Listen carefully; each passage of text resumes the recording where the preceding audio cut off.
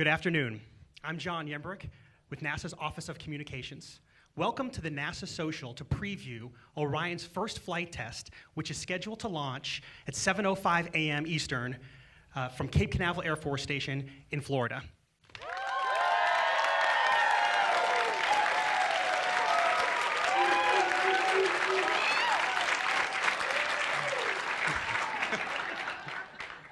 Thank you very much. We have, for those watching at home, we have about 150 people in the room here at Kennedy Space Center. The majority of them are NASA social media followers. We also have connected to us and tuning in social media followers from 8 field centers across the country. The hashtag for today's event is simply Orion. That's also the hashtag for the test flight. If you hear us talk about something that doesn't quite sound like Orion, if you still continue to use that hashtag, that would be appreciated. And we're going to be talking about things other than just Orion today at this briefing. We're also going to talk about, for example, our commercial crew program. Soon, we're going to be flying U.S. astronauts on American spacecraft to the International Space Station and back. And also, we're going to be talking about our journey to Mars and how the Orion test flight is a stepping stone to that endeavor. So to get us kicked off, let us start with our first speaker. He is a veteran of 4 space flight missions, and also the director here at Kennedy Space Center. Please help me welcome to the stage Bob Cabana.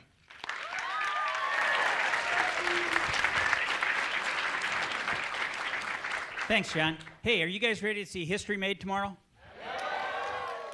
So you realize, if you've done the math, you know, our last flight to the moon was in 1972. It's been 52 years since we've had a human spacecraft, even though there isn't a crew member in it, go as far from planet Earth as Orion's going tomorrow. That's pretty darn neat. This is our stepping stone to the future. This is our first step into deep space exploration, into going to Mars, and I think it's absolutely outstanding. The administrator is going to be here shortly, and before he does, I just want to tell you a little bit about some of the transformation going on here at the Kennedy Space Center, preparing for that future. I don't know if you've had a chance to look out the window here on the patio, but if you look out to Launch Pad 39B, the northernmost pad, it's totally different from how it was during shuttle. All the shuttle infrastructure is off there. Those 3 big lightning protection system towers that are put in place, you know, that's the launch pad we're going to go to Mars from. You know, we're flying Orion on a Delta IV Heavy right now, but the Delta IV Heavy, the furthest it's going to get Orion away from Earth is 3,600 nautical miles, all right? It's going to re-enter at about 85% lunar reentry velocity, but that's the best we can do with the Delta IV. We're building a space launch system, and it's going to launch from that pad, and it's going to eventually take us to Mars from that launch pad right out that window. All the shuttle infrastructure is gone. It's got a new propellant distribution system, totally refurbished. It's got a refurbished water suppression system. It's got fiber optics. It's got new computers. It's going to have a new flame trench. That is our launch pad for the next 30 years. Over in the vehicle assembly building, right out the window here, High Bay 3, all the shuttle platforms are gone. And when we say platform, you know, you think about something the size of the floor of this room. That's not a platform. The platforms in there are the size of small buildings. All that shuttle infrastructure is out of there.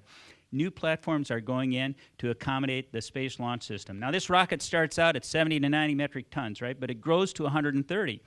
Well, those platforms are designed to accommodate the evolving outer mold line of the vehicle as it gets wider and taller up at the top. So those platforms are designed to adjust 8 to 10 feet up and down, and they've got inserts in them so that as the outer mold line gets wider, you can pull out the one insert, stick in another one, and you don't have to redo everything. It's going to be awesome. The crawler transporter. Totally redone, Crawler Transporter 2. We got 2 of them, Crawler Transporter 2. Got new wheel bearings in it to accommodate the heavier weights of the mobile launcher and the Space Launch System. It's got new jacking, elevation, and leveling cylinders. It's got new brakes. It's got new generators. It is totally being refurbished to be our Crawler Transporter for another 30 years. It's going to take that mobile launcher that you see out next to the vehicle assembly building that's being modified for the Space Launch System. It's going to weigh about 6 million pounds. The rocket's going to weigh another 6 million pounds. The Crawler Transporter weighs 6 million pounds. That 18 million pounds is going to roll 3 miles out to Pad B. We're going to fuel that rocket, and in fiscal year 2018, we're going to be launching on Orion on another test flight, again without a crew, on its way to the moon. And at this time, I want to welcome our administrator, Charlie Bolden, to the stage. Charlie, come on up. How you doing? Thanks very much for everybody who's on the net. I understand there are people on from every NASA center around the country, I hope, anyway. Real quick, because I know you all have questions you want to ask. Hopefully, Bob's given you a lot of the technical stuff and all the details, so I'm not going to repeat anything. But again, I want to thank all of you for coming. It's a really exciting time for all of us, and I can only imagine how exciting it is for you. Did you already ask them how many people have done this before? No. How many of you have seen a launch of any kind before? Wow, this is pretty. Let me put it this way. Who's not seen a launch of any kind before? All right. Hey, now that's good, okay? It's going to be pretty neat. So, sort of, that's an understatement. Anyway. but you said this morning what it was going to be. It is. It's going to be a BFD. But other than that, it's... Bob and I had the privilege earlier this morning of actually going out with the folk from ULA and Lockheed Martin and kind of standing right beneath the vehicle, and it is very, very, very impressive. So again, thank you all for coming. Thanks for what you do. Why don't we try to go to questions? And since I've got Bob captured here, he's going to have to go do work. But two? We'll try to push it, Charlie. Okay. Hands, please. Here we go. And are questions coming in from the hinterland? Okay. No? According to Al Warden, from what I've heard from him, when the parachute failed on Apollo 15, it was due to low winds that day, allowing RCS fumes from the RCS fuel dump to travel up the lines up to the parachute. Has that been accounted for in the new Orion capsule design, and how much redundancy is there for safety in case of chute failure? You have just surpassed the technical knowledge that both Charlie and I have. This is why we have really smart people working for us who unfortunately are not here with us right now to answer that question. You picked the two guys who really don't like using parachutes as two pilots, and so we're just going to be very candid. We did use a parachute. It was just a slow down one on the runway. It was just a slow down one on the runway. So we apologize. We'll get you an answer, though, okay? Don't forget. But you know the answer to that? You don't? You're smart. Rex. Oh, man. Rex knows the answer. He'll tell you when he comes up. The parachutes were designed at the Johnson Space Center.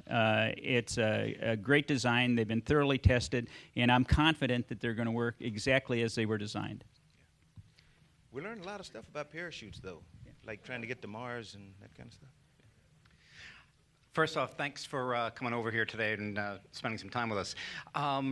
I've seen in a few of the social media boards a bunch of naysayers saying that this is not such a big deal and all this other stuff. How do you guys go ahead and respond to somebody like that? I said it's a BFD, and so that's my no. But in all seriousness, it is a big deal, and it's a huge deal for the nation. When you stop and think that this will be the first time we've launched a vehicle intended to carry humans beyond low Earth orbit in more than 40 years. People ask, what's taken so long? So that is a legitimate question. Yeah. To question whether it's a big deal or not, I don't think is fair or legitimate at all. It is a huge deal because this is a continuation of what the Apollo astronauts started. When I talked to Neil Armstrong, when I did talk to Neil Armstrong and others, they went to the moon not just to go to the moon. They viewed their lunar missions as a precursor for humans going on to other places, Mars being one of them. So we have taken a 40-year hiatus in trying to make this trek, and now we're back on the path. I think for the first time, at least since Bob and I have been engaged in the space program, we're closer than 30 years away from going to Mars. And the team is really excited about it. When Charlie mentions that they were looking forward to Mars, even when they went on the moon, that first Apollo 11 crew, that went to the moon, the first crew to actually be on the surface, brought us a patch. We have a patch signed, and it's signed by the Apollo 11 crew to be taken. It's for the crew to take to Mars when they go to Mars, and that was back in 1969. They thought of that. The other part of this is, if you look at the Apollo missions, the longest Apollo mission was like 12 days. The Orion capsule, it's bigger. It's designed for a crew of 4. With a crew of 4, it has a 21-day design life in space. It is a big deal. It's a much bigger design, and we know a lot more now than we knew back during the Apollo program to really make this our deep space vehicle.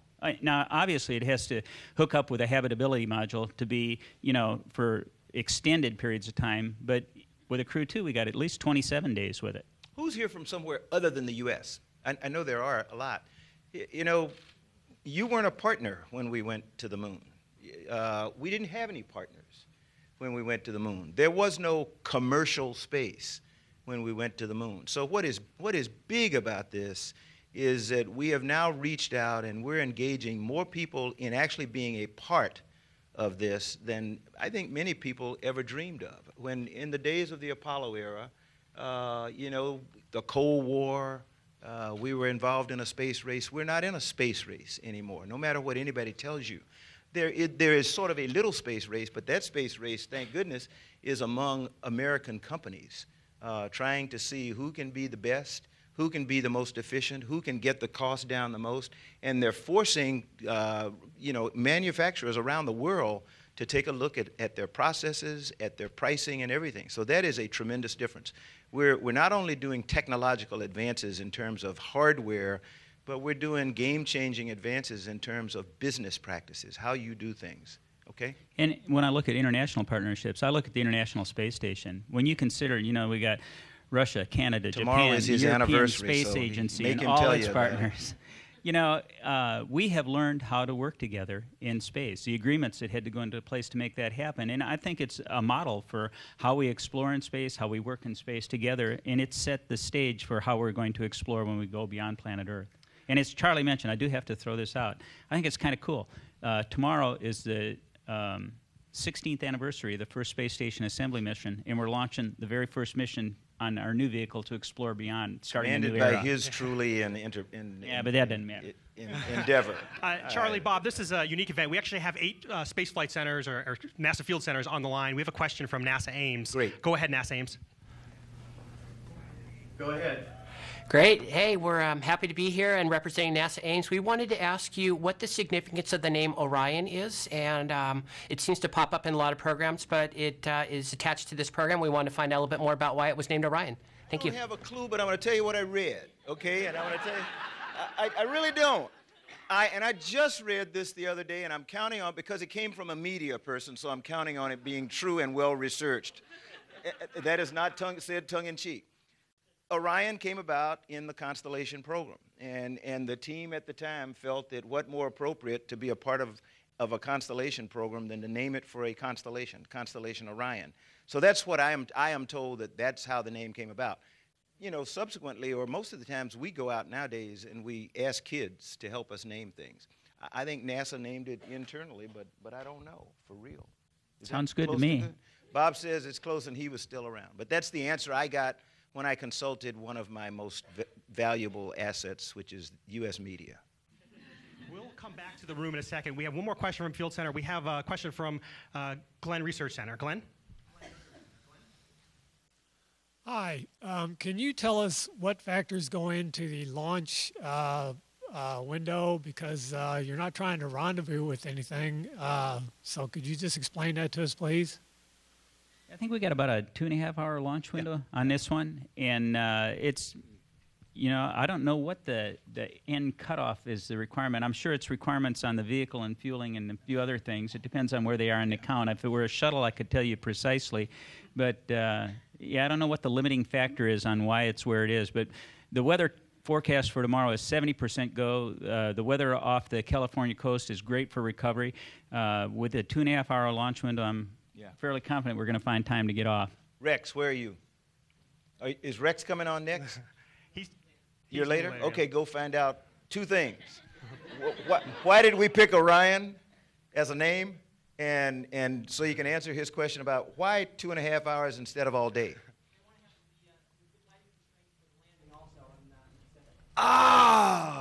Spoken as a true expert. Did you hey, come get a mic real quick. Here you go. Come on up, Rex. I know we're cheating bringing Rex up early. Oh boy, thanks. Come on in here. Come on up. Come on up. Sure. Explain that. So I was Here's your thinking answer there. it's kind of a complicated calculus they have to go into because they have to maintain the ability to launch the vehicle from here, but they also have to have the ability to retrieve it. And we're trying this out for the first time. This is not easy to pull a vehicle into a well deck ship the way we're recovering it. And so they have to have enough crew duty day, enough lighting out in the Pacific to recover it in time. So I think that kind of narrows down the window. See, I would have guessed that. But it would have been a guess. And Rex is a current active astronaut, and he's been involved in all this stuff, so he's going to give you all the straight scoop. Okay. We have time for one more question, and then I know the administrator has to run. So I This is just easy. It's right here in front. I'm curious to know, are there any scientific experiments or missions that we're leveraging as part of this test launch? So even though it's a test launch, are there even some short experiments that we're sending up The for one this that flight? I'm most proud of is coming out of something called the Exploration Design Challenge. And the scientists are high school students from the Hampton Roads, Virginia area who won the Exploration Design Challenge, co-sponsored by Lockheed Martin and NASA, where we went out and said, look, radiation is one of the biggest challenges for us, radiation and its potential damage to the crew. Can somebody help us come up with a way to protect the crew during long-duration flights to Mars? And there were like 25,000 responses within a day. I think in the end we had 100,000 or so contestants, and an expert panel of people picked the 5 finalists. So all 5 teams should be here at the Cape for the launch in the morning, and the winning team from the Hampton Roads area near Langley Research Center actually have their experiment inside Orion being flown. So that's one science experiment that I know is being done. The other experiments relate to thermodynamics. We're looking at the heat shield and whether or not it is strong enough to withstand the temperatures and pressures of reentry in about an 85% scenario for coming back from the moon. We're looking at its communications and other stuff, looking at the navigation and control on board during the flight. And then going back to the parachutes, that really is aerodynamics. And so we're looking at essentially high-speed aerodynamics, the performance of the parachutes as they try to open in a case where we're coming back, starting out at 20,000 miles per hour and then decelerating. It's a great test flight. I mean, we're looking at separation of the launch abort system, the panels on the service module. It's got 1,200 sensors on it that are specific for getting data. There's like 50 miles of wiring just for the sensors that are unique to this flight for gathering data. Any of you sailors? Okay, you know how when you're trying to go back and forth and you're trying to get to something in the ocean and you're doing this mental gymnastics, you're doing the trigonometry and the geometry in your brain? We've got the crew of the USS Anchorage that is a helicopter. Well, it's an amphibious readiness vehicle that carries Marines around the world, and they're getting ready to deploy. But before they deploy, they're actually going to recover the vehicle tomorrow afternoon.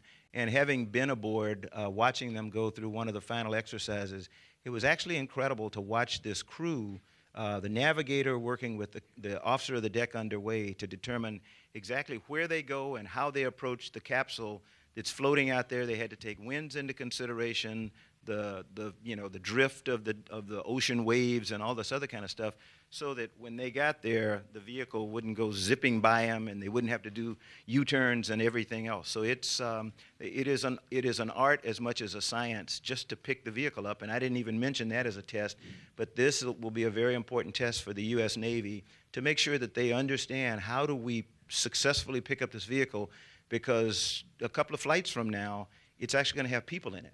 And we want to make sure that we pick them up as quickly as we can, first pass, so we can get them out of that thing, because they will have been, in space around the moon and doing all kinds of stuff, and we really want to get them out as quickly and safely as we can.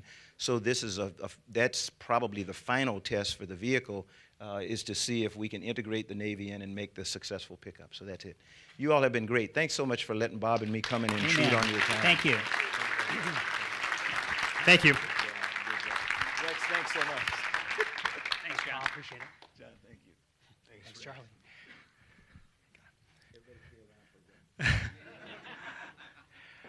So we are going to Mars. NASA is going to Mars. What are we doing right now to learn about how we're going to get there? What are we doing on Mars right now, and how is this helping tell that story?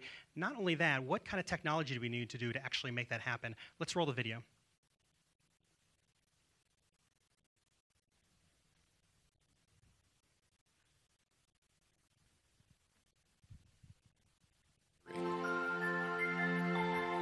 As we expand our presence into the solar system with human and robotic exploration, we're learning more about the formation and evolution of Mars, which can help us learn more about our own planet's history and future. In the past, the red planet had conditions suitable for life, And future exploration may uncover evidence of life, answering one of the oldest questions. Does life exist beyond Earth? NASA's on a journey to Mars, and the first humans who'll set foot on Mars are alive on Earth today. Rovers and spacecraft are on and around Mars, studying its conditions, revealing its history, and showing us the red planet like never before. On Earth and in space, we're doing the hard work to prepare for missions farther than ever before. First to an asteroid, and then onward to pioneer Mars. During the past 40 years, NASA explored Mars through robotic spacecraft, landers, and rovers, dramatically increasing our knowledge about the red planet and paving the way for future human explorers. Future missions seeking signs of past life will demonstrate new technology that could help astronauts survive on Mars.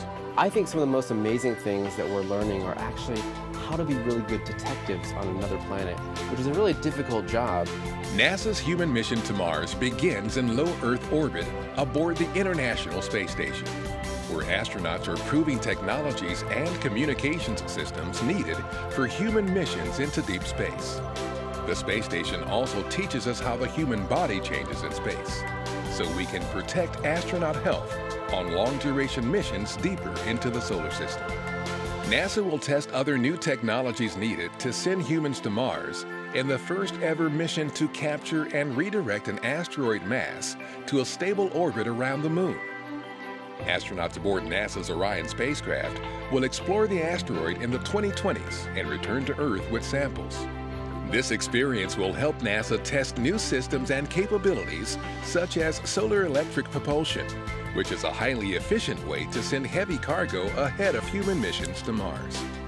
Astronauts will travel in an Orion, launched atop a Space Launch System heavy lift rocket, which will be the most powerful rocket ever flown. Apollo happened before I was born, so this for our generation will be the exploration missions that we get to see in our lifetime.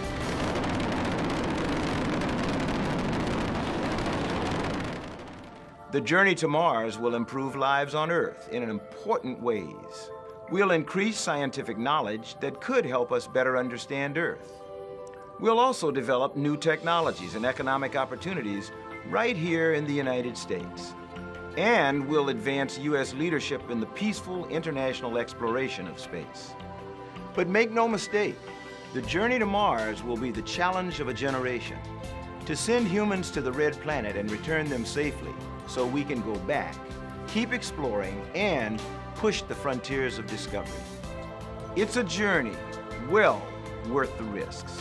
Today, our engineers and scientists are working hard to develop the technologies astronauts will use to travel to and work on the red planet. Join us as we continue our journey to Mars.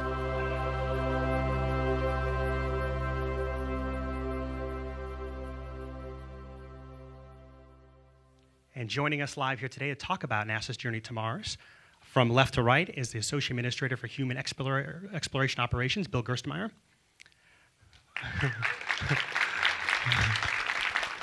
To his left is the Associate Administrator for Science Mission Directorate and a veteran of 5 space flights, John Grunsfeld.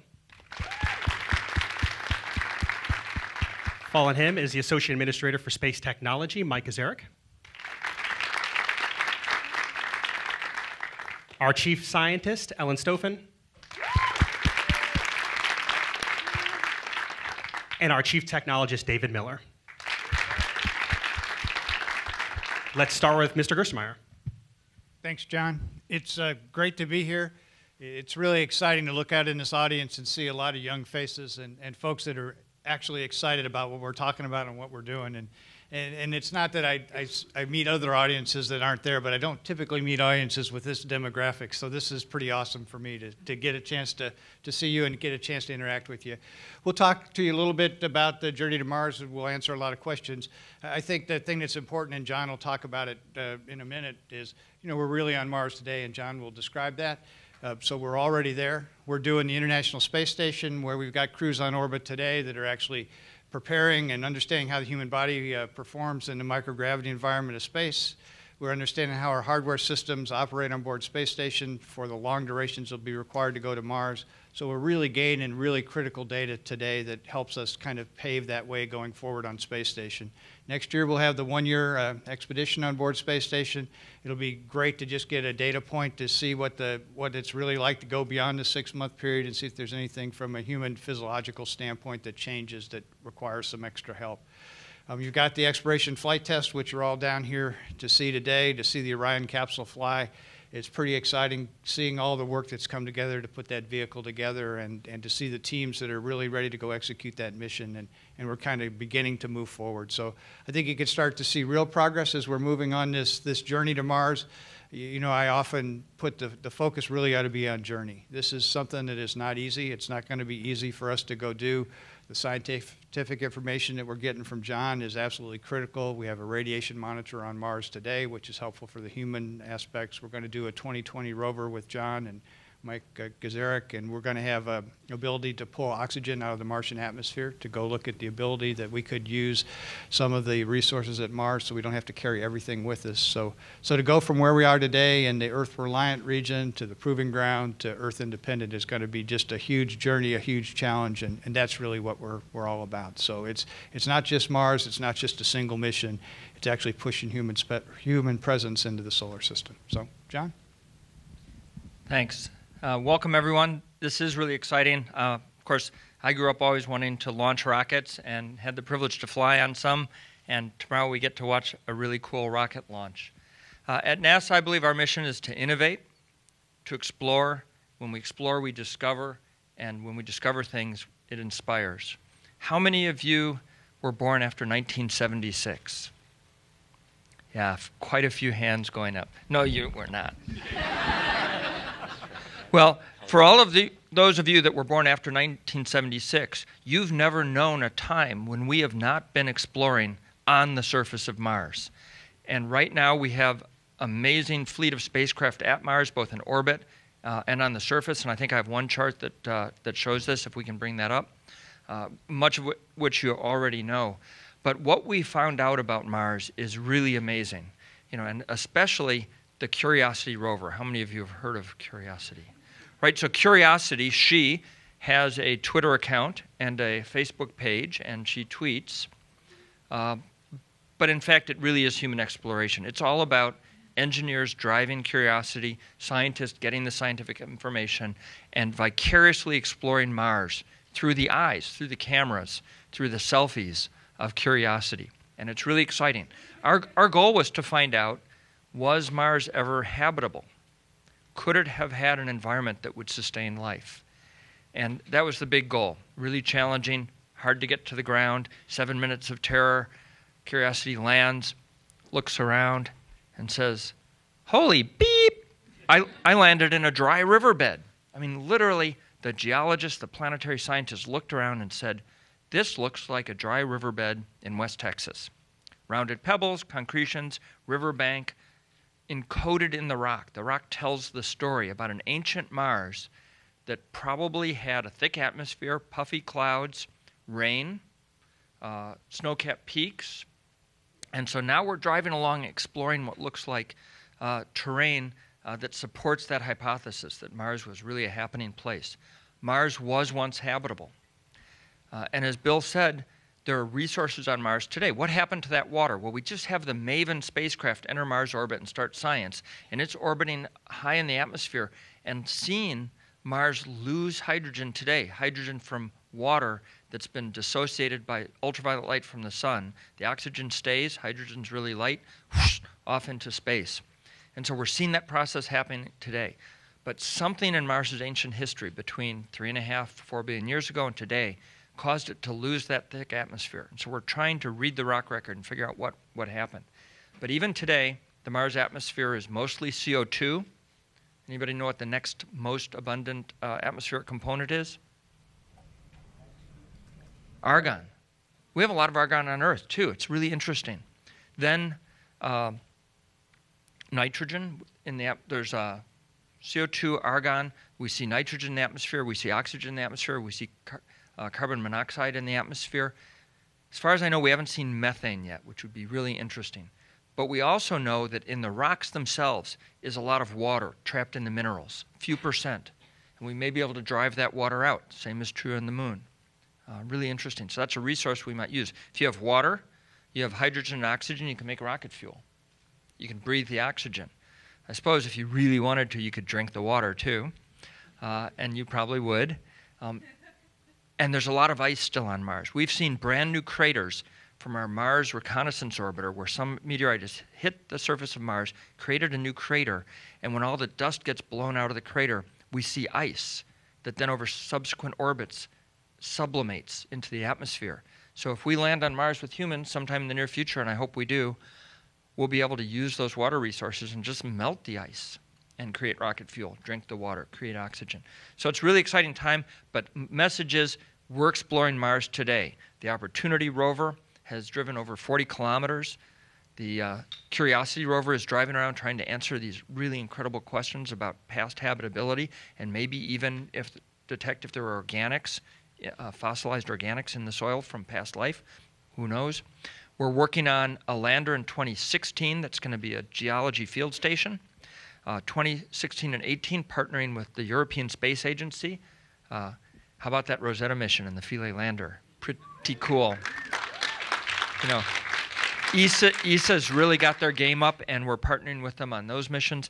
And then in 2020, we have a collaborative effort to send a rover that's going to drive around, really great instrumentation. It's going to grab samples. It's going to convert CO2 to oxygen and store it in a tank. And it's a partnership between, really a one NASA partnership. And one of the partners is Michael Gazarek. Over to you. Oh, thanks, John. That's fun. Thank you. Well, I'm really excited to be here. There's nothing like a rocket launch, right? And I don't know about you, but I think about all the hard work that went into the vehicle for tomorrow, all the engineering, all the design for years. You know, it all comes down to those crucial moments of launch. It just really, I don't know about you, but it kind of brings out the excitement in me and this whole what's going to happen, you know, tomorrow morning. Deep space exploration. That's what this is about, right? And really, as Bill mentioned, the journey begins tomorrow.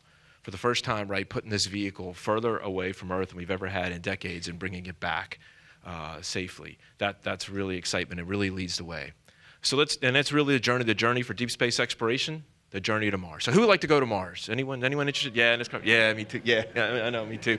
Me too. Here's the thing, though. We got a couple things we got to do to get there, right? We know there's some challenges to get to Mars.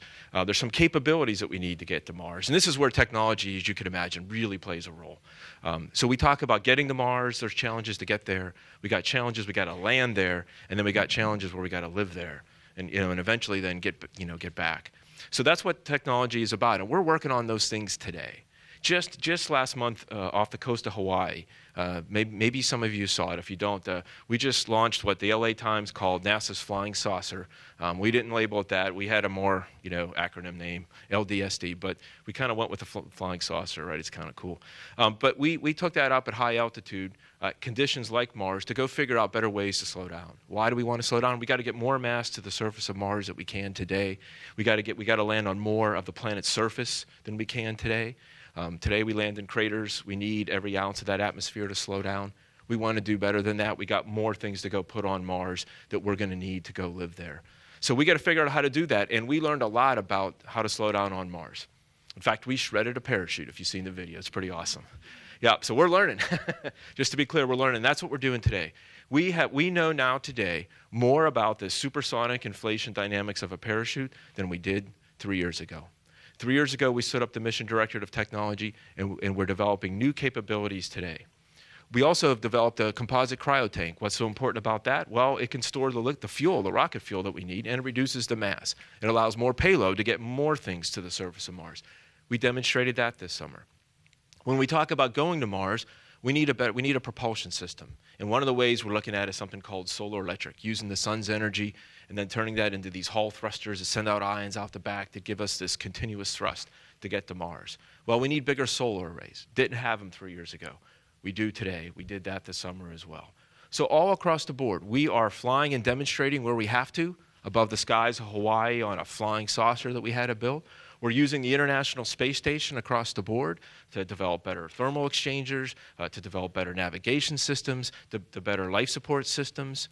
We have worked today in how to recycle the oxygen on board. We know we can't take it all with us. We have to recycle the water, of course, and getting to closed-loop systems so we can recycle the water, recycle the air. We're working on all those today. We're working on better batteries. The same battery life issues we all have on all the cool iPhones. Speaking of technology, right? Same problems you have, right? We all got to go home and charge them tonight. And if you forget, you're not going to set your alarm. You're going to miss a launch. So make sure everybody, please charge your phone tonight if you're like using that alarm. But we got to work on better battery density. Well, we have work on that as well today. So that's just a couple examples. So we're working on all those: how to get there, how to land there, how to live there. All working today with the International Space Station and whatever we need to do, whatever we need to go fly on, to develop the capabilities. So the journey starts tomorrow, and I can't wait. Ellen?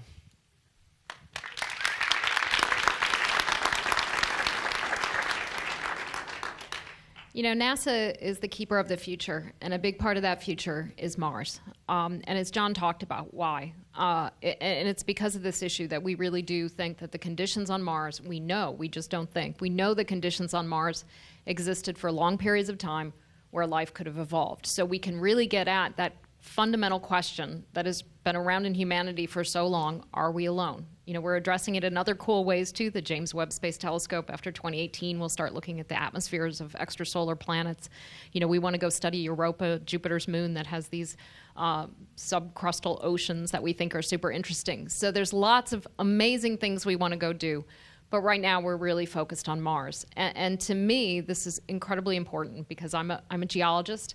I go out in the field and bang on rocks with my rock hammer. And I think that piece of sending humans to Mars is critical to understanding the science in the long run. Finding life on Mars may not be easy. Studying life on Mars is going to be challenging. And having humans on the surface who can be creative, who can be iterative, who can be innovative in how they're approaching it, who can cover large distances in short amounts of time, who can adapt to new information as they get it. Robotic exploration is great. Don't get me wrong. We've done amazing things with Opportunity, with Curiosity. But we need humans to go to that next step of really understanding Mars in a true scientific sense. So what we're doing tomorrow, to me, is incredibly exciting because we talk about this, and a lot of us see the progress behind the scenes that some of you might not be aware of. The research we're doing every day on the International Space Station is so critical to this journey to Mars. Understanding the effects of microgravity on the human body, you have all these conditions that occur: muscle wasting, bone density loss, changes in intracranial pressure. These are effects that we're studying, we're finding ways to mitigate so that we can send astronauts safely on that 8-month journey to Mars, 8 months back, and have them healthy. That's what NASA does. So that research that we're doing every day on the ISS is really critical to this journey to Mars. Mike was just talking about the technology work we're doing every day that's critical to this journey of Mars. The work we do every day with Curiosity and Opportunity and Maven that are helping us on this journey to Mars. So we're on our way, but tomorrow is such a visible sense of, we're on the cusp of sending humans beyond low Earth orbit, which we haven't been able to do in such a long time, that we're really excited about tomorrow. And I hope everybody sees this as we're on our way to Mars. Thank you.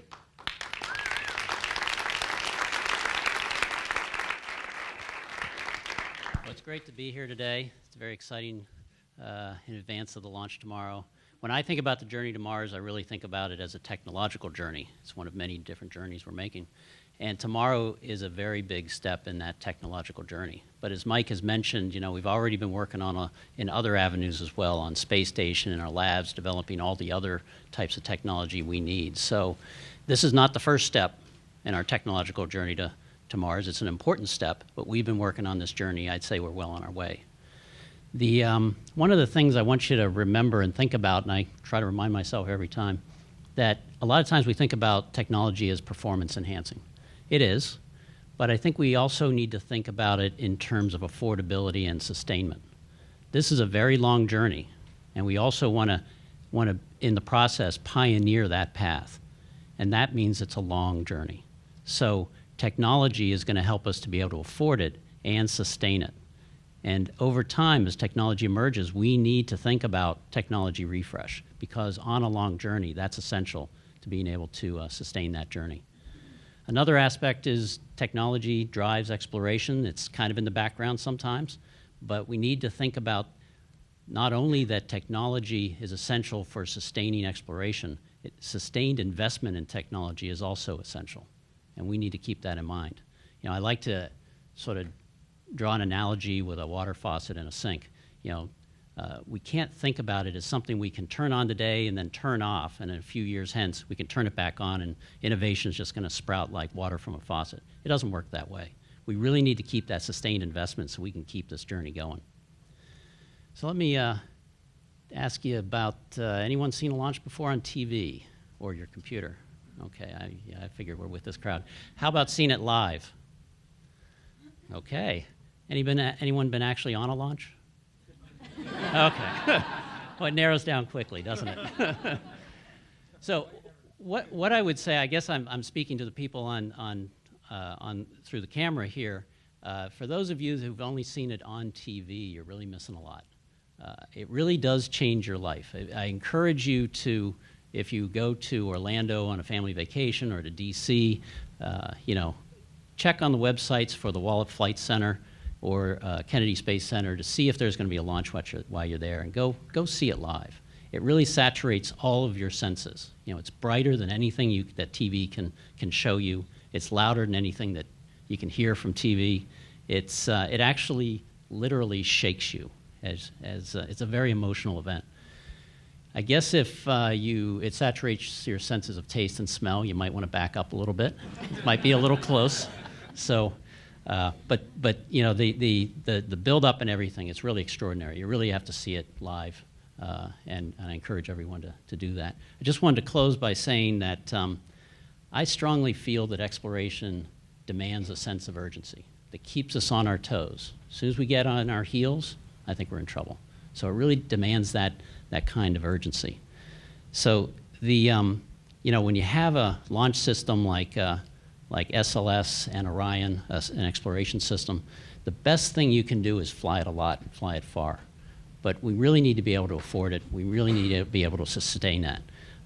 We need to be able to sustain a cadence of missions so that we keep everyone engaged, not only our engineers and our scientists working on the projects, but also grab the attention of the public and keep them engaged on that journey as well. So that's essential.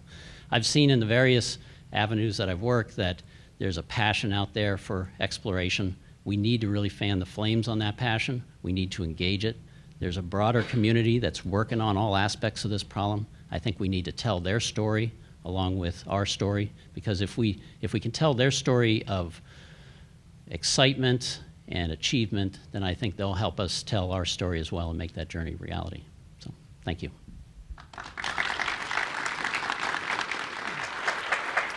Thank you, David. Appreciate it. And from the rest of the panelists, we have time for some questions here in the audience, and then we're going to go to our field center. If you have a question, please keep your hand raised high, and we'll try to get to you.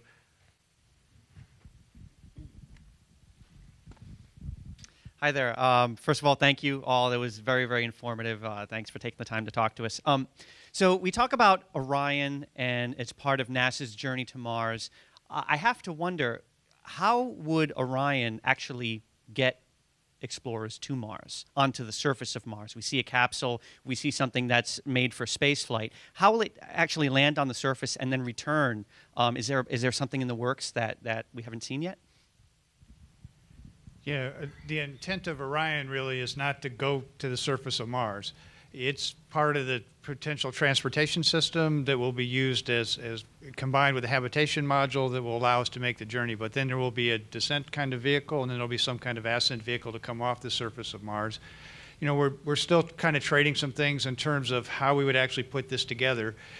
We've been working on the asteroid redirect mission, and with the Science Technology Mission Director, we've been looking at solar electric propulsion. And that turns out that that's a very effective way to move large masses around the solar system. So what we're thinking we may do is we may actually pre-position cargo and maybe even the ascent vehicle and the habitation systems on the surface of Mars before the crew actually goes. So we may actually, we call it a split cargo mission. So we would actually fly the cargo first with electric propulsion. It takes maybe 2-3 years to get there with electric propulsion. Then we pre-position all these assets at Mars.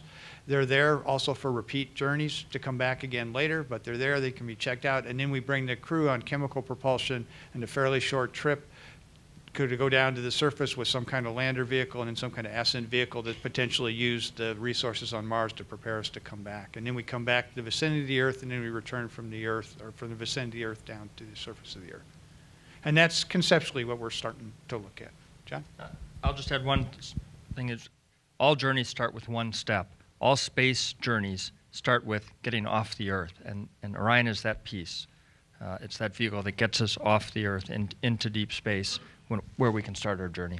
And the other key piece is the Space Launch System, the heavy lift launch vehicle that allows us to take large masses to space. And those masses are needed for the Mars class mission. Because if you look at the resources, space station roughly weighs 900,000 pounds.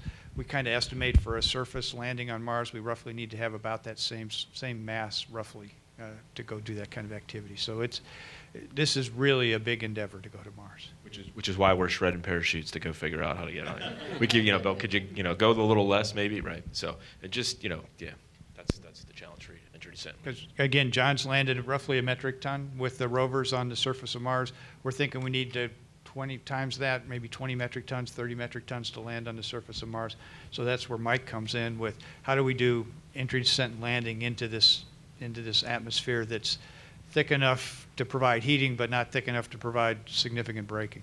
Yeah, I think just for the record, I think the scorecard is Mars. I think it's 19, and Earth, I think it's now 20 actually. With Maven, I think it's 20 successful missions to Mars. So we just got over 500. So go Earth. I was just going to add that I think Mike's team really sort of parses it out well. I think you say we have to go, we have to land, we have to work, and we have to leave and return home. And I think the round trip is essential because you need those voyagers, those sort of ambassadors to the New World to come back and tell them how exciting it is, and they can really give that human element to it. And when you think about those 4 steps, you can start seeing where the landing larger mass, maybe we can refuel rockets by getting some of that water out of the regolith and so forth. And it's a good way to sort of think about it. Good afternoon, and thank you so much for having all of us here with the NASA Social. As you were just saying, it's going to be incredibly difficult to land on Mars and support habitation on Mars, and it's going to take decades. Some stepping stones. A stepping stone that certainly you're considering right now is visiting the asteroid and retrieving it. I'm curious about what other stepping stones you might be considering. For example, short of landing on the surface of the Mars, would a mission to visit Phobos, for example, make sense? Or what are the other waypoints that we may see before we get to that step of landing on the surface? Again, we're kind of actively trading all those things to figure out what the right approach is. It seems if you're going all the way to Mars, maybe just passing by and then coming back without landing, or going to Phobos or Deimos or doing something there. I don't know, we need to trade those advantages and disadvantages. So I think if you take a look at it where it's not a single mission where we're trying to, essentially do it one time fast, but we're actually trying to put infrastructure in place, how do we effectively use these other pieces of the solar system effectively? So do we use the moons as a staging point? Are there advantages there? And we're starting to trade with the whole technical community what the right answer is to go do that. And there may not be one answer. There may be several different approaches that we're looking at as we think about this activity. And others may want to comment too. I like to think about it for those of us that were born before, what was it, 1975? I like to think, back in the 60s, they had some good ideas. There was the Mercury, the Gemini, the Apollo mission. And now we have this concept where there's Earth-reliant, the proving ground, and then Mars-ready.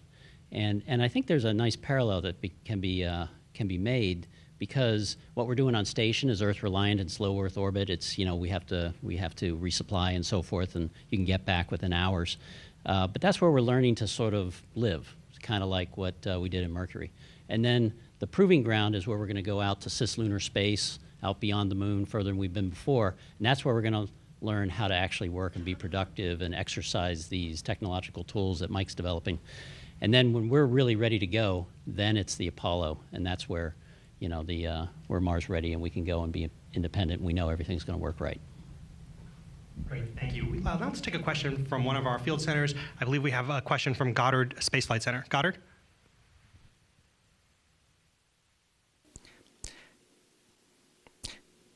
This is Ben at NASA Goddard. So in the book, The Case for Mars, the case is made for in situ for manufacturing the propellant to return from a Mars mission on Mars using possibly helium or hydrogen brought in from Earth or other means. I'm wondering if that is being considered for the upcoming plans to take humans to Mars. So in the case for Mars, there was a plan to bring hydrogen from the Earth to Mars and use Sabatier catalyzation to create methane, for instance. What we've learned about Mars is there are plentiful local resources. You don't need to take hydrogen to Mars because there's a lot of hydrogen on Mars today. There's water. In fact, Mars has a relative humidity. We have an instrument on the Curiosity rover that measures the relative humidity. In principle, we could pull water out of the atmosphere and use that hydrogen and oxygen. And if you have hydrogen and oxygen, you have rocket fuel. That's what we power the space shuttle with. That's what we launch rockets with. Very good fuel. Or we could make hydrocarbons because we have hydrogen, oxygen, and carbon dioxide. So we have carbon and oxygen there.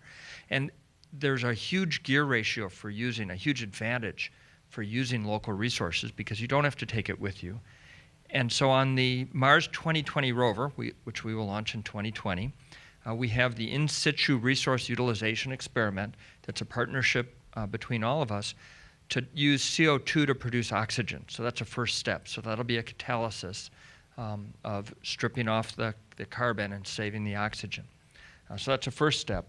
I think whatever our next steps are for surface missions, we're going to try and increase the capability and scope and try different things so that hopefully, sometime within the next decade or so, we try something at a scale that can create rocket fuel on Mars.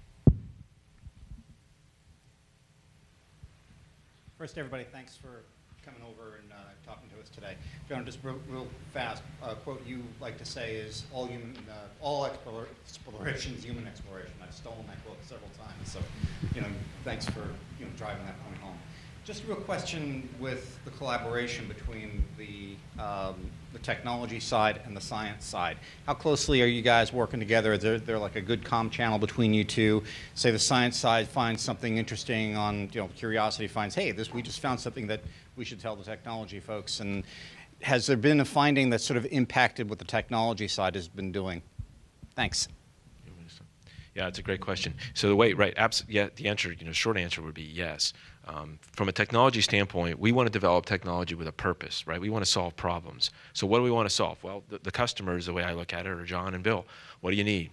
And so we've worked really hard. In the 3 years that the space technology has been up and running, we've worked really hard to improve that connection with science and what do you need. And we have now a number of activities that we're doing in support of science. And in fact, one example, for those following the Discovery 14, this is a competitive announcement in the science community to go do great science. That announcement of opportunities open to the community. That explicitly lists 7 technologies encouraging the science community to use. There's some incentivization in there. And those were technologies done in combination with John. Hey, what do you need? What does the science community need?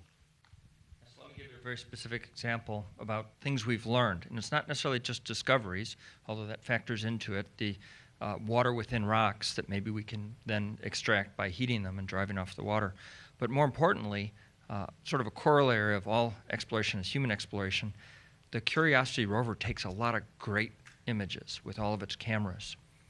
Most of the images stay on Mars because we don't have the bandwidth to get the images back to Earth. And even in the driving, the analysis of the scene and trying to get high-resolution images so that we can plan what the next traverses 100 meters will be like.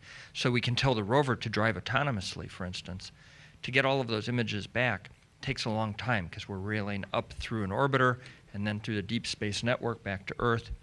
If we had optical communications, so instead of radio, we went to optical, we could have high bandwidth, get that data back to Earth, increase the science exploration, but also allow us to operate better. And when we get to human scales, we're really going to want that.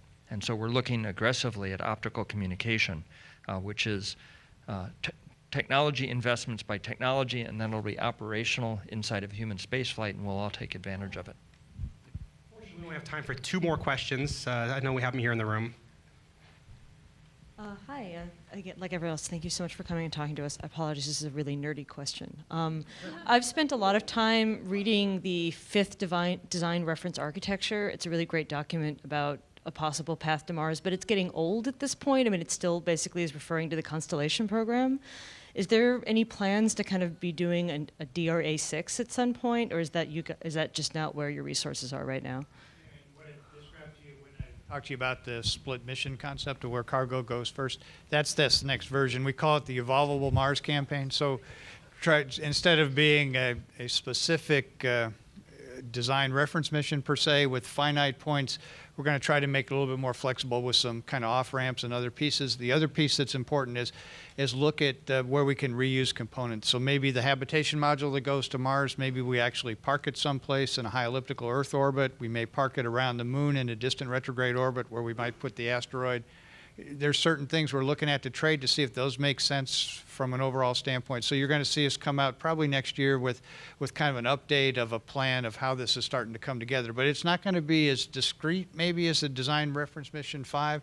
It's going to have a little more softness in it, a little more flexibility in it so it can show the paths. And then we want the community to help us figure out exactly the right way to go do this. Because I think things will change over time. To think we know all the technology that will be in place and exactly how things will work today, and we try to project that 20 years in the future, that's not a very effective approach. You need to be ready, and if some new technology comes online or a new way of doing business is there or something's there, we're ready to adapt and move that. And we haven't built such an infrastructure that's so rigid it can't adapt and change to those pieces. So you'll see something probably next year. Yeah, that's a nice difference and a very important one, I think, that we have to emphasize is we all operate and live in an uncertain world, and you need to plan accordingly, and we can't be rigid in our plans. That flexibility, I think, is what makes this new plan really different and essential. And I think the other real strength of it is what you see up here today. It is science, technology, and human exploration working really closely together to say what's the best plan to really optimize all the different areas of NASA to make sure we're coming up with a flexible path to make getting to Mars a reality. Hi, thank you very much. I'm Julia, and I run a fashion tech blog called Technically Sweet. And I think there's a lot of people that are underrepresented that would like to hear about some of the fashion technology or the wearable technology that the astronauts are pioneering with this amazing NASA resources. Are they wearing or using anything, any advancements that we might be able to trickle down to all of us for accessibility purposes or for everyone to utilize later on? Well, one thing we have on board Space Station today is we typically do a lot of EKG measurements on our crews, and typically you have to place the electrodes on your body and stick them in and hear them. We now have a vest, and you can just simply put the vest on. It automatically puts the electrodes in the proper position for the crew members, and then the data can be telemetred down to the ground for the folks to look at. So that's one thing we're doing, and we're starting to use those type of things. We also use the active watches. I think John probably wore one when he was in space that keeps track of sleep cycles and information along those lines. They all wear dosimeters so they can look at the radiation environment during their missions, those kind of things. So there's lots of little pieces of medical technology that we're starting to put on our crew members to capture data unintrusively. We also have some new shoes we have with the accelerometers in the bottom of the shoes. So when they run on the treadmill or they do the advanced resistive exercise device, you can actually look at the loading that's going into your femurs and to your lower bone structure to see if there's a correlation between bone loss and how much loading you get through your exercise. So these are devices that make it transparent to the user that they don't have to consciously even think about it. The data just gets collected. Of course. When you get dressed to go spacewalking, we have the helmet-mounted cameras that we've had for a number of years, and I see quite a few head-mounted cameras here. That's a critical component. And the cool thing for us is it allows the folks that are staying inside of the space station to see, so we can communicate better. But more importantly, folks on Earth actually can experience a spacewalk that way too.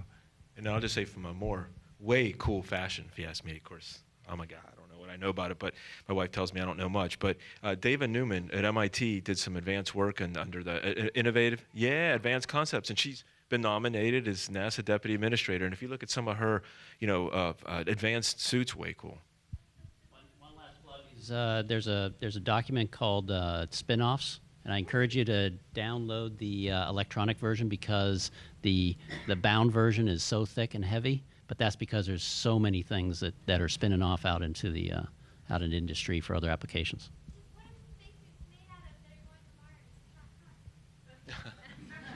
The question was, what are the spacesuits made out of that are going to Mars? And that's anybody here a material scientist?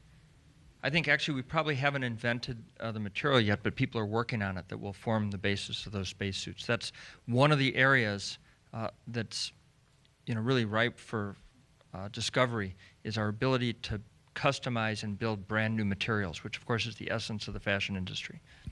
And then there's the anti-fashion industry. This is, we carry a lot of clothes for the crews to wear, so we're looking at long duration clothing material. So we have stuff with silver fibers in them. We have various other materials that don't absorb sweat and don't let bacteria grow. So we're looking at how long you can go without changing your clothes. So this is kind of the anti-fashion world. So you would have one outfit for your entire Mars duration of 360 days. Now, no one may ever talk to you, and the Martians will run away from you when you get there. But we're starting to experiment with some of that because it is a big volume if you have to carry a lot of clothes and a lot of material with you.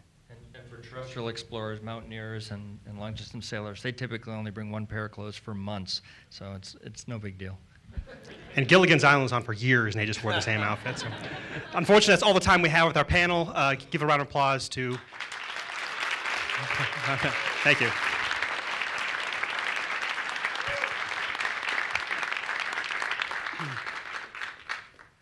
So while our exploration goals are going deeper and further into space than ever before, we're also investing in commercial companies to keep us fly astronauts in low Earth orbit. Let's roll the next video.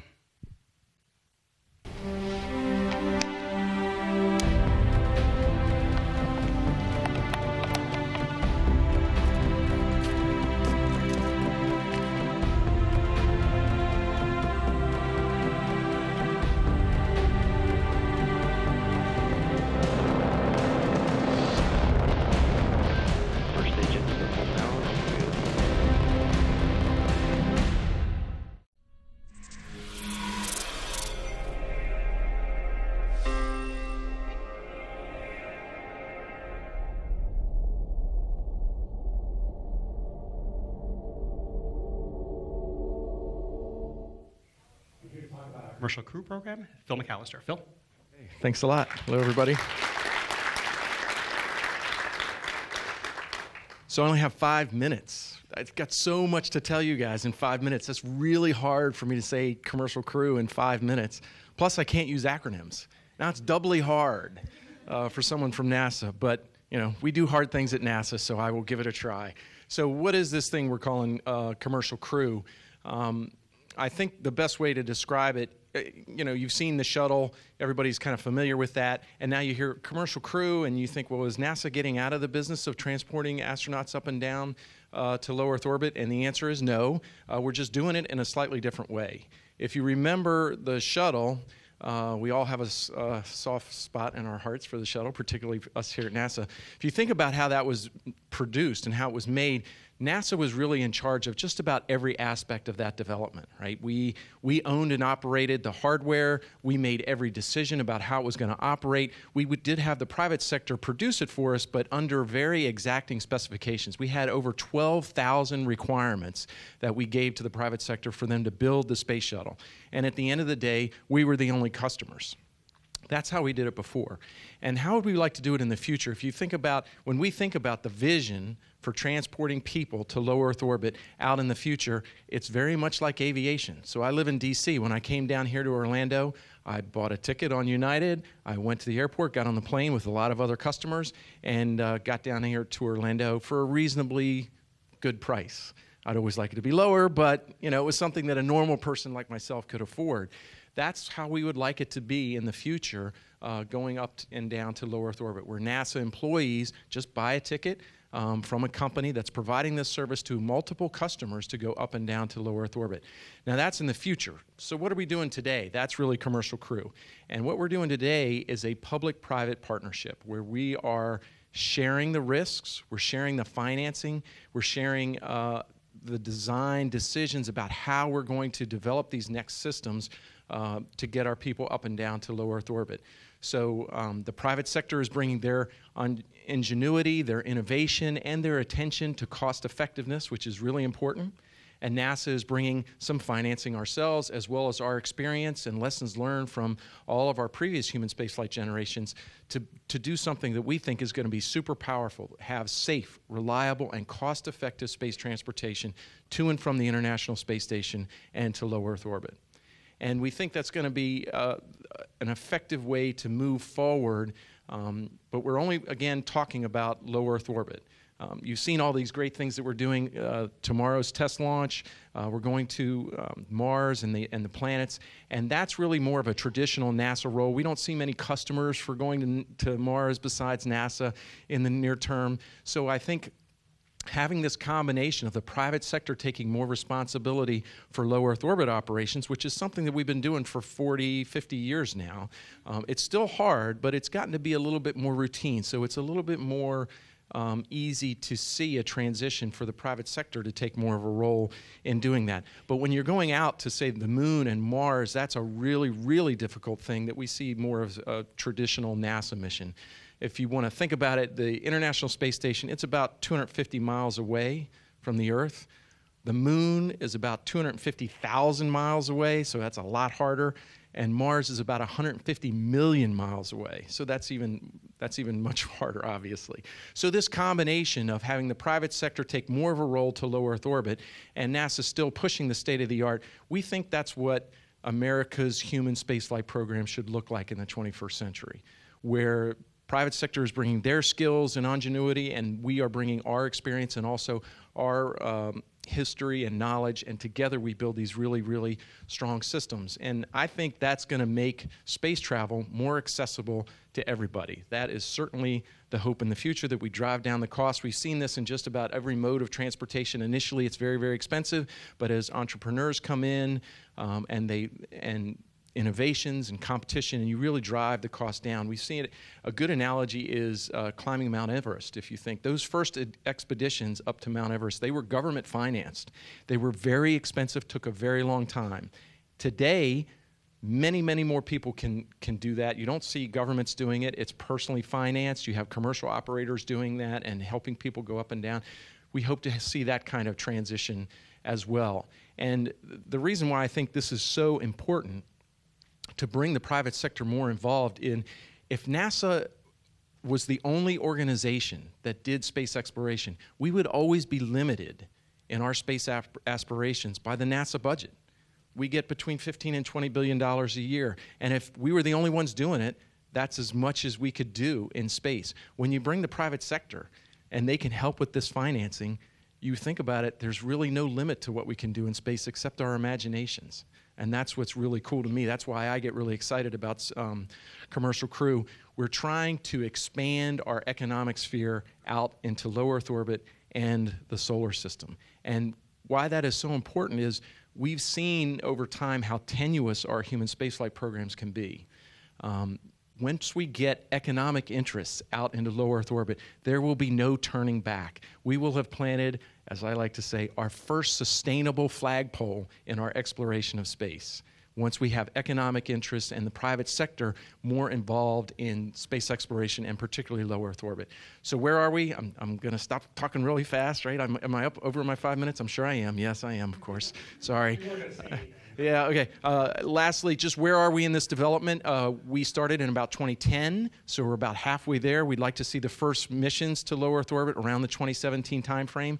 So again, it takes a long time. I know in today's day and age, if we have a 6-month-old smartphone, it's a dinosaur.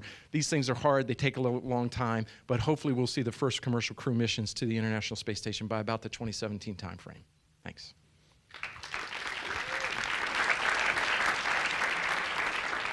We have, let's start with take questions in the room, and then we'll go to some of our field centers. Please raise your hand up high.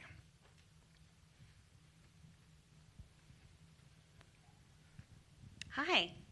What sort of research is being done on the International Space Station to prepare for long, deep space exploration as far as muscle loss for the astronauts?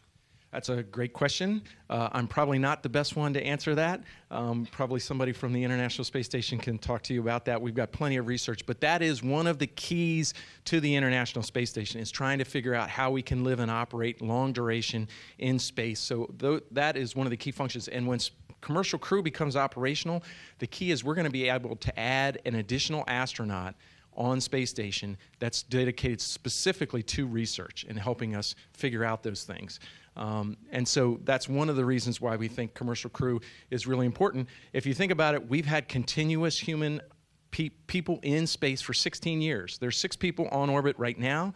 You can see them fly overhead about every 90 minutes on the space station if the conditions are right. So we've learned a lot, but we have a lot more to learn in order to go to Mars in terms of the things you've heard about, muscle deterioration, bone loss, and things like that. And that's why getting up and down to the International Space Station is so important, and we want to do it often, we want to do it safely, and we want to do it cost effectively. Hi, thank you for coming. And real quick, for commercial space with SpaceX and other providers, who is going to provide the actual control of the vehicle and training of the vehicle? Is that all going to be done at Houston, or is that going to be done at SpaceX headquarters?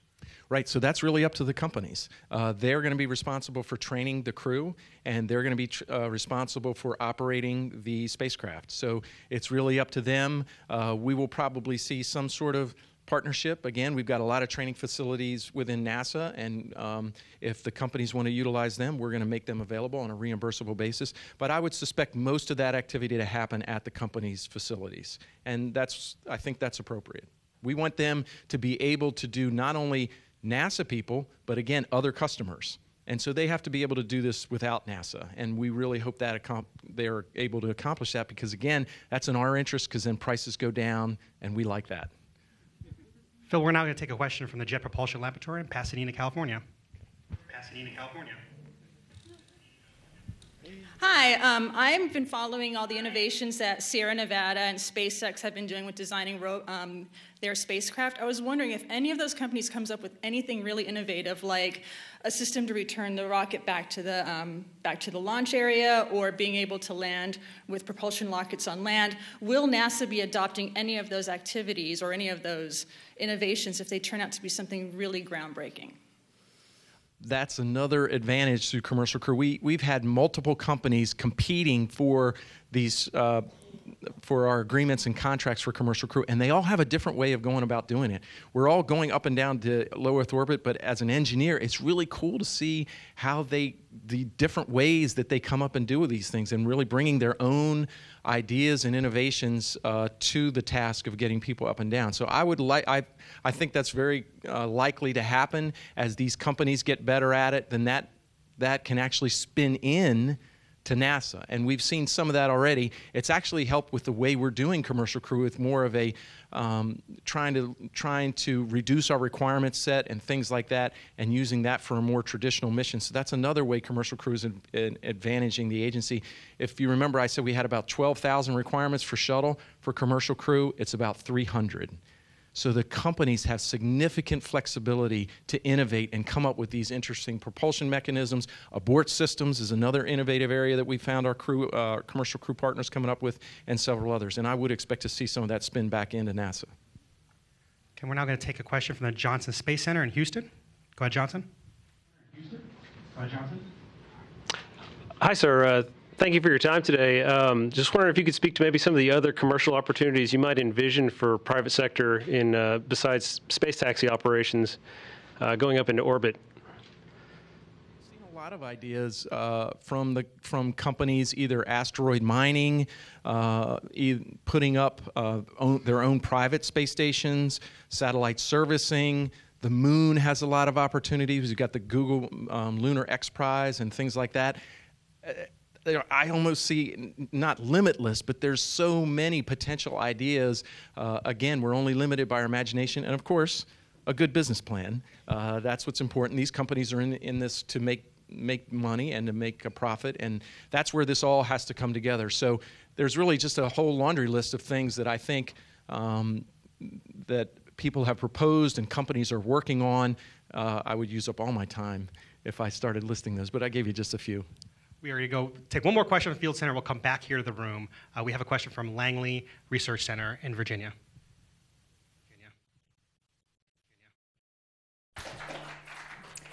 Hi, kind of continuing on what could be done to...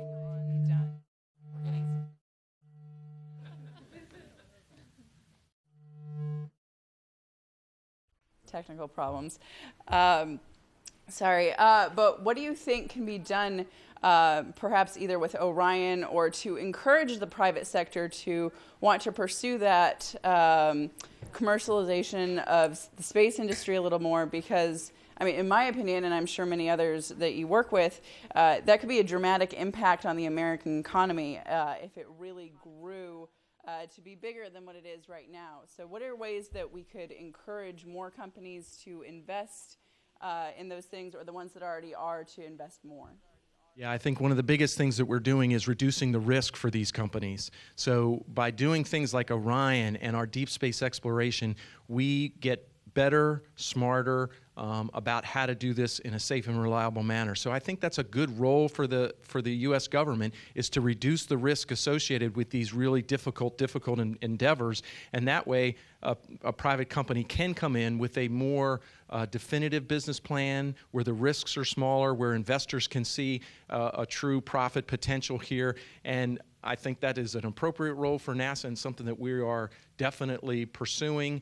And if you look back in history, that's a very common transition where the government has pushed the state of the art for like railroads and aviation, and then the private sector comes behind when those activities become a little bit more routine, a little bit less risky, and you can see a profit potential. So I see that as definitely one of the ways, and also reducing regulation, reducing bureaucracy, reducing the overhead associated with doing that. That's another thing that we're working on. We only have time for one more question. We're taking it in here in the room. It's the corner over there. Quick question. Which do we see carrying astronauts next for American Space Program? SpaceX, Boeing? Is it going to be Orion? Which is going to be...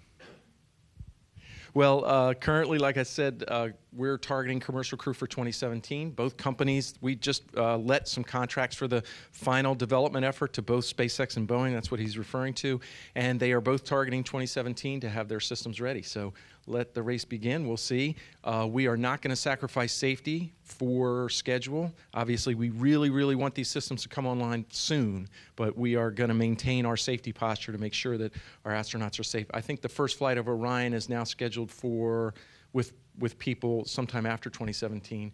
But again, we don't see that as a competition. These are two very, very different missions. Whichever one goes first, that's great, and I'll be happy and hopefully down here at Kennedy to see the launch.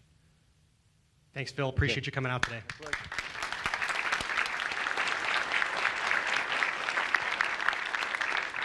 You know, we do a lot of talking about the spacecraft with Orion and today's launch and the test and the parachutes and the re-entry. But one of the reasons we're really flying Orion is to send humans into deep space exploration.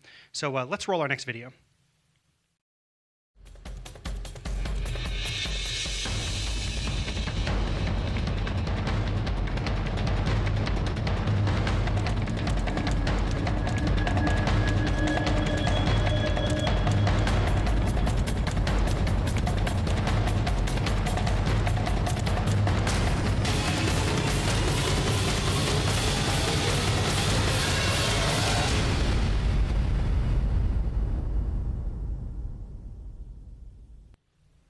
Welcome to the stage, astronaut Rex Walheim. Rex. Thanks, everybody, and thanks for being here. And it's such a pleasure to be here and to share this with you. It's an exciting time here. And you can feel the excitement in the air. You really can. I haven't felt this excitement at KSC for quite a while. So I'm glad you're here to share in it and also to help tell everybody else about it, too. Now, about 4 years ago, when I was training for STS-135, that was the final space shuttle mission, I often got the question, was it a mistake to retire the space shuttle? And I would reply, well, it depends. if we do what we say we're going to do, and we take the money that we were spending on shuttle operations and take that and buy these new vehicles and build these new vehicles that can go farther than we've ever gone as humans, ever in the history of the Earth, then it's not a mistake. Well, this EFT-1 mission, now 4 years from that time of the last shuttle mission, or 3.5 years, it's a big step toward fulfilling a promise we made to the American people that we were going to take that money and we were going to build some incredible vehicles that can do amazing things. And you guys are all here to witness it. Now, in the aviation business, we refer to our aircraft by their tail numbers. You guys have probably heard that before. And so in that vein, this makes it EFT-1, Orion tail number 001. And so now, as a 4-hour flight, you know, and with no crew on board, you might think, well, that's not so impressive. But what I think you need to do is you need to take a little bigger picture and look what this amazing incredible vehicle is going to do, not just this one, but the fleet of vehicles, because it really is an Orion fleet. It's not just one Orion and a different Orion and so on. This is a vehicle that can go basically anywhere. It's not destination specific, as you heard everybody else talk about, which is really the flexibility of this vehicle. And so it's really got some incredible capabilities. Now, you've also heard that it's not easy to do this. You know, we have all the technical challenges they've had in the past programs. You know, with the Apollo program, there's all sorts of technical challenges you have to get through. But to be honest, one of our big challenges is that we do this in a very constrained budget environment. That's not necessarily what we'd want, but that's the way things are. And that's okay. We can deal with that. It just takes longer to do these things, and it's also harder. One of the problems is that we can't do everything we want to do. Sometimes with earlier programs, you could try a few different things, and then if they didn't work, you figure out which one works best, and you pick that one. And then, but with this one, with Orion, we pretty much have to do everything right the first time, because we just don't have time to do it over again. So one of the things that some of the folks in the Apollo program would tell me is that they wish they had had a chance to take a step back once in a while and appreciate what they were doing. You know, they were working so hard when sending people to the moon, they didn't step back and say, wow, look at what we're doing. And so I think that's important for us to do, and because we just don't really have the chance to really enjoy the milestones sometimes. So I kind of want to take a look at that amidst the hard work that everybody's doing to see what's ahead. Because now, as amazing and impressive as this first launch as EFT-1, you know, it only gets better from here. And just down the road is Orion tail number 002. Now you've probably heard of that as Exploration Mission 1. This is the second mission of Orion. And it's going to go farther than any human-rated spacecraft has ever gone on its second flight. So it's going to be a big challenge, and it takes a while to get there, but it's amazing what we're doing with each step. Now then comes Orion tail number 003.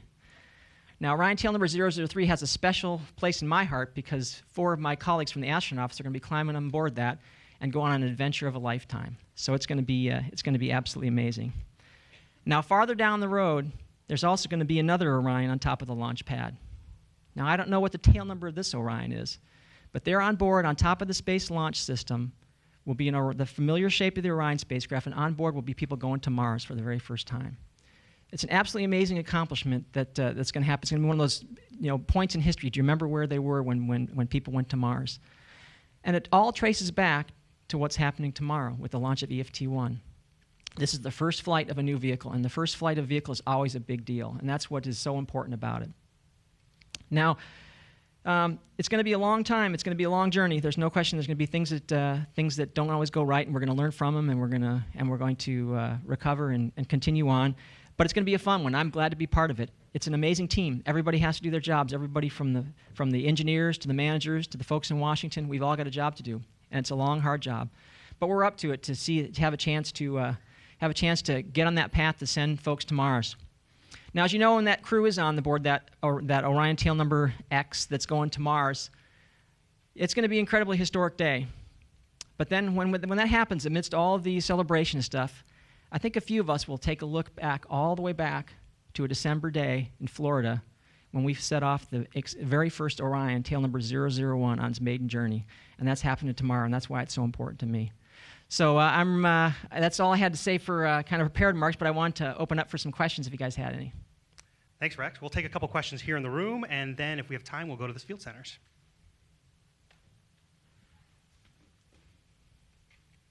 So obviously, some of the pilots that are going to be on these future Orion missions may not even be born yet. Yes. So how are you and NASA planning to start to provide an excitement for the younger generation that's going to be piloting these future generations? You know, I think that the biggest thing you can do to excite the next generation is to show them. You know, there's a lot of people who talk about they don't know about what the space program is doing, but when you show them, they understand. You know, when I go to schools and I talk to kids, I show them my pictures, and they understand that. But the best way is what's going to happen tomorrow. When you guys see a rocket launch, I know those of you who've seen it one before, you know what it's like. You don't just see a rocket launch, you experience it. And tomorrow, just take it all in. I mean, feel the vibrations from that rocket. It's absolutely amazing. And when people see that, the general reaction is pride in their country.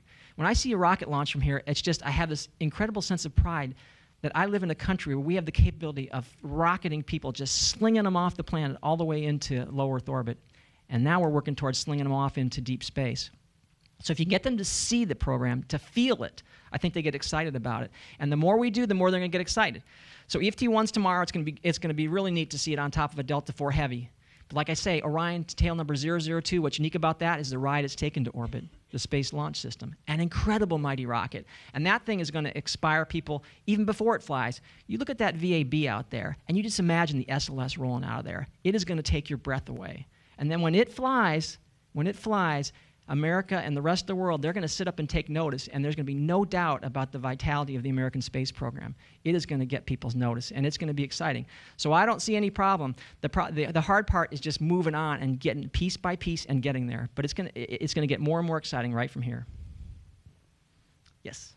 Hi, a question along the same thread. Sure. Obviously, being an astronaut is a dream for a lot of people. Yep. What advice would you give the kids and the young adults who would like to be in your position one day?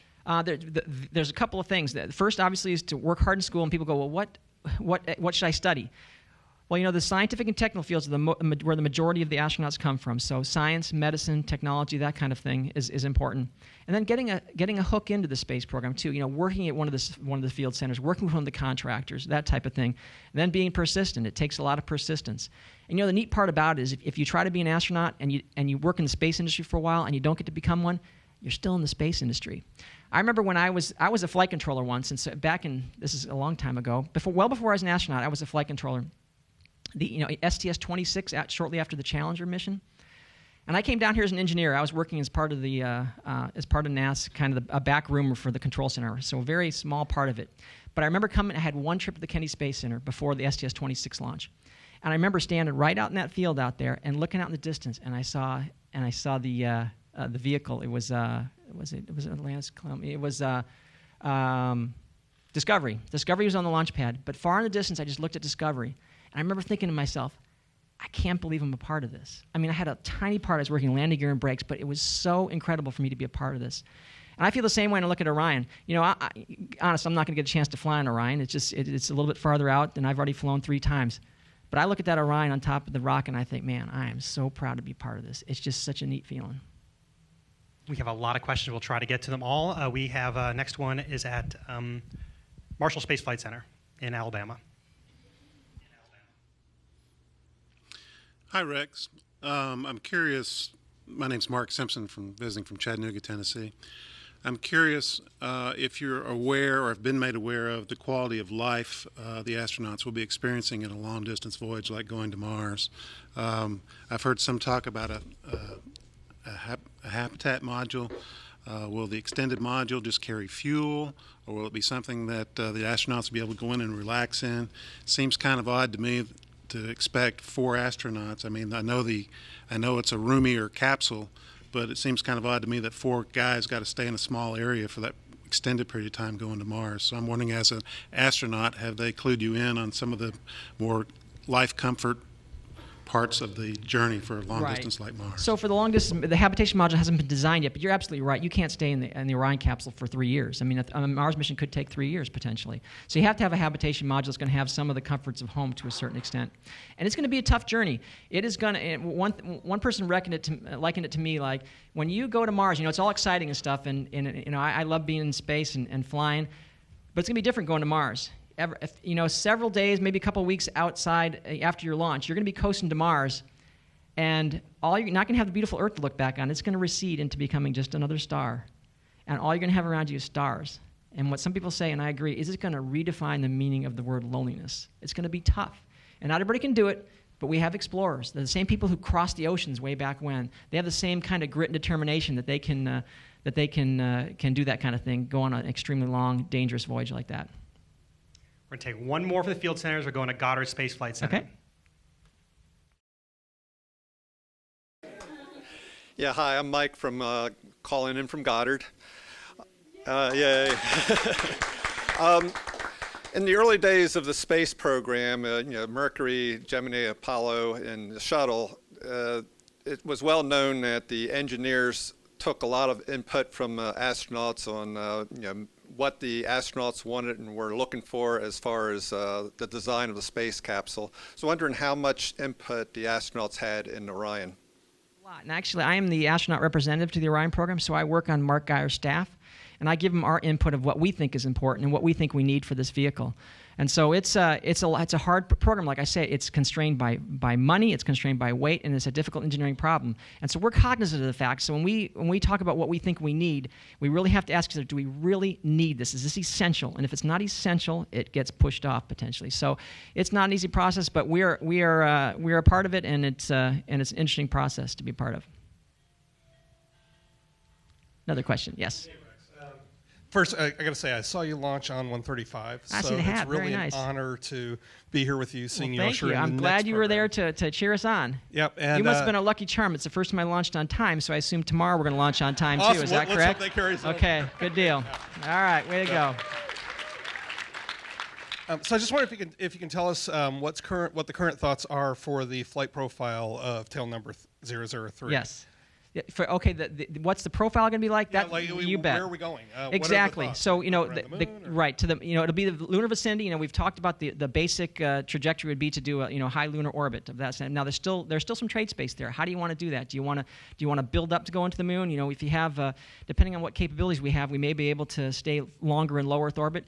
Because the tricky part about tail number 003 is that's the first one with the ECLSS system. So the environmental control and life support system. It's got the stuff that keeps us alive. You don't need that for tail number 1 and 2. 3, it's very important. So you want to put a little bit of time on that before you make that big burn to the moon.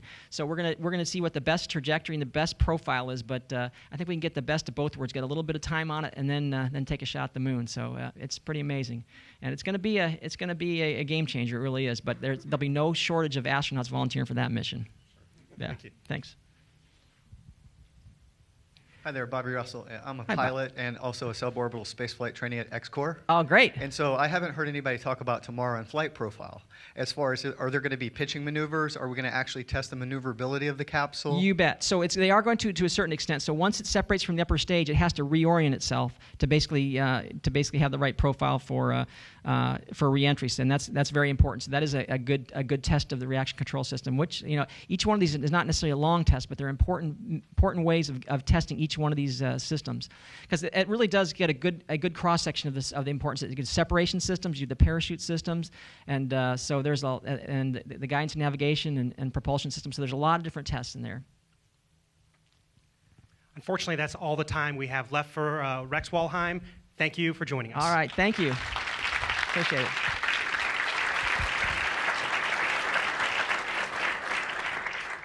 So a lot of work went into making Orion, and this test flight happen tomorrow. There's all kinds of testing that happened before, and a lot of milestones were reached. Let's check it out. Let's see the news video.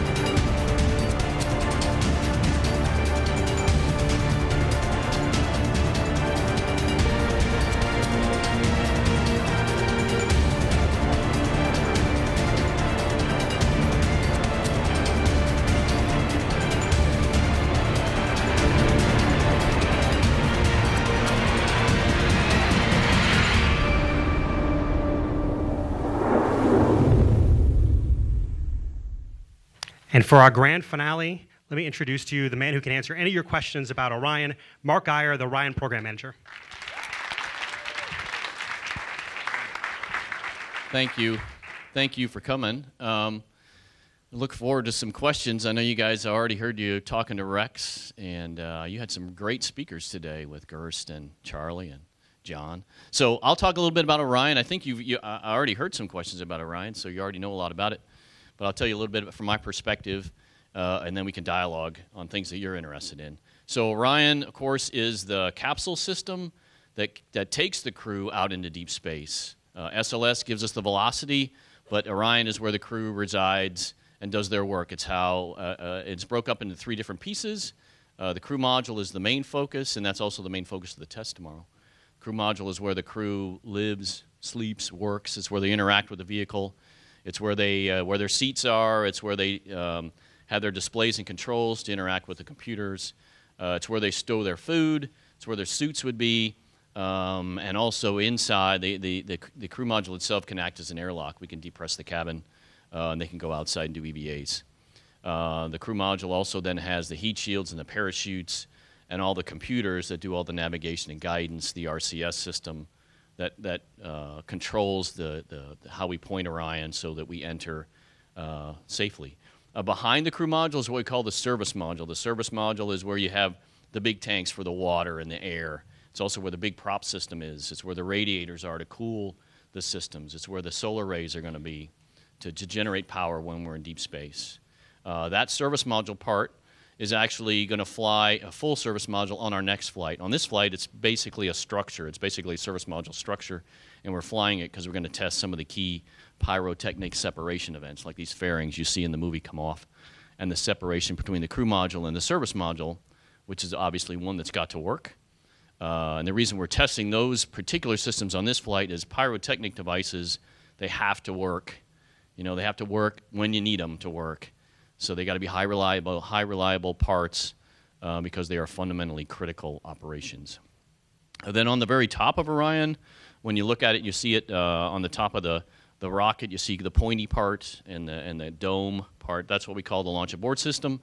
The launch abort system is there that when we fly people, in the very small chance that we have a problem with the rocket, we can get the people safely off the rocket and get them out over the water and land safely in the crew module. And so that's called the launch abort system. It's a very large solid rocket motor. It's about 500,000 pounds. It'll accelerate the crew at about 12.5 Gs, 12.5 times the acceleration of gravity, so it's quite a ride. But the main thing is to get them out, get them safe. And so we tested that system fully up in White Sands a few years ago. On EFT-1, the only part of the LAS we're testing is basically the structure and what we call the jettison motor. It's the motor that basically pulls the cap off the crew module in the nominal flight. If everything's going well and we don't need the abort system, the jettison motor pulls the LAS off. And that part we will test tomorrow. So that's what Orion is. Couple things about what makes Orion different. Orion is built from the beginning to be a beyond low Earth orbit spacecraft.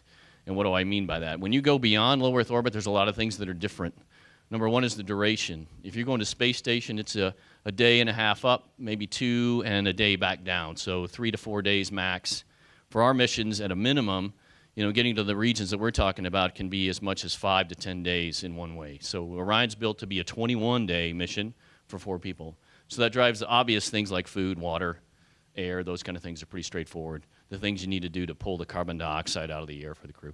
So we're bigger to handle those kind of things. We have a bigger volume also for the crew. The crew is together for a longer period of time. They need a little more volume. Also, it drives the propulsion system is about double what you would need in a LEO system. Heat shield has to handle entries that are about almost 1.5 times faster coming in. So the heat shield's got to be different than a low Earth orbit spacecraft.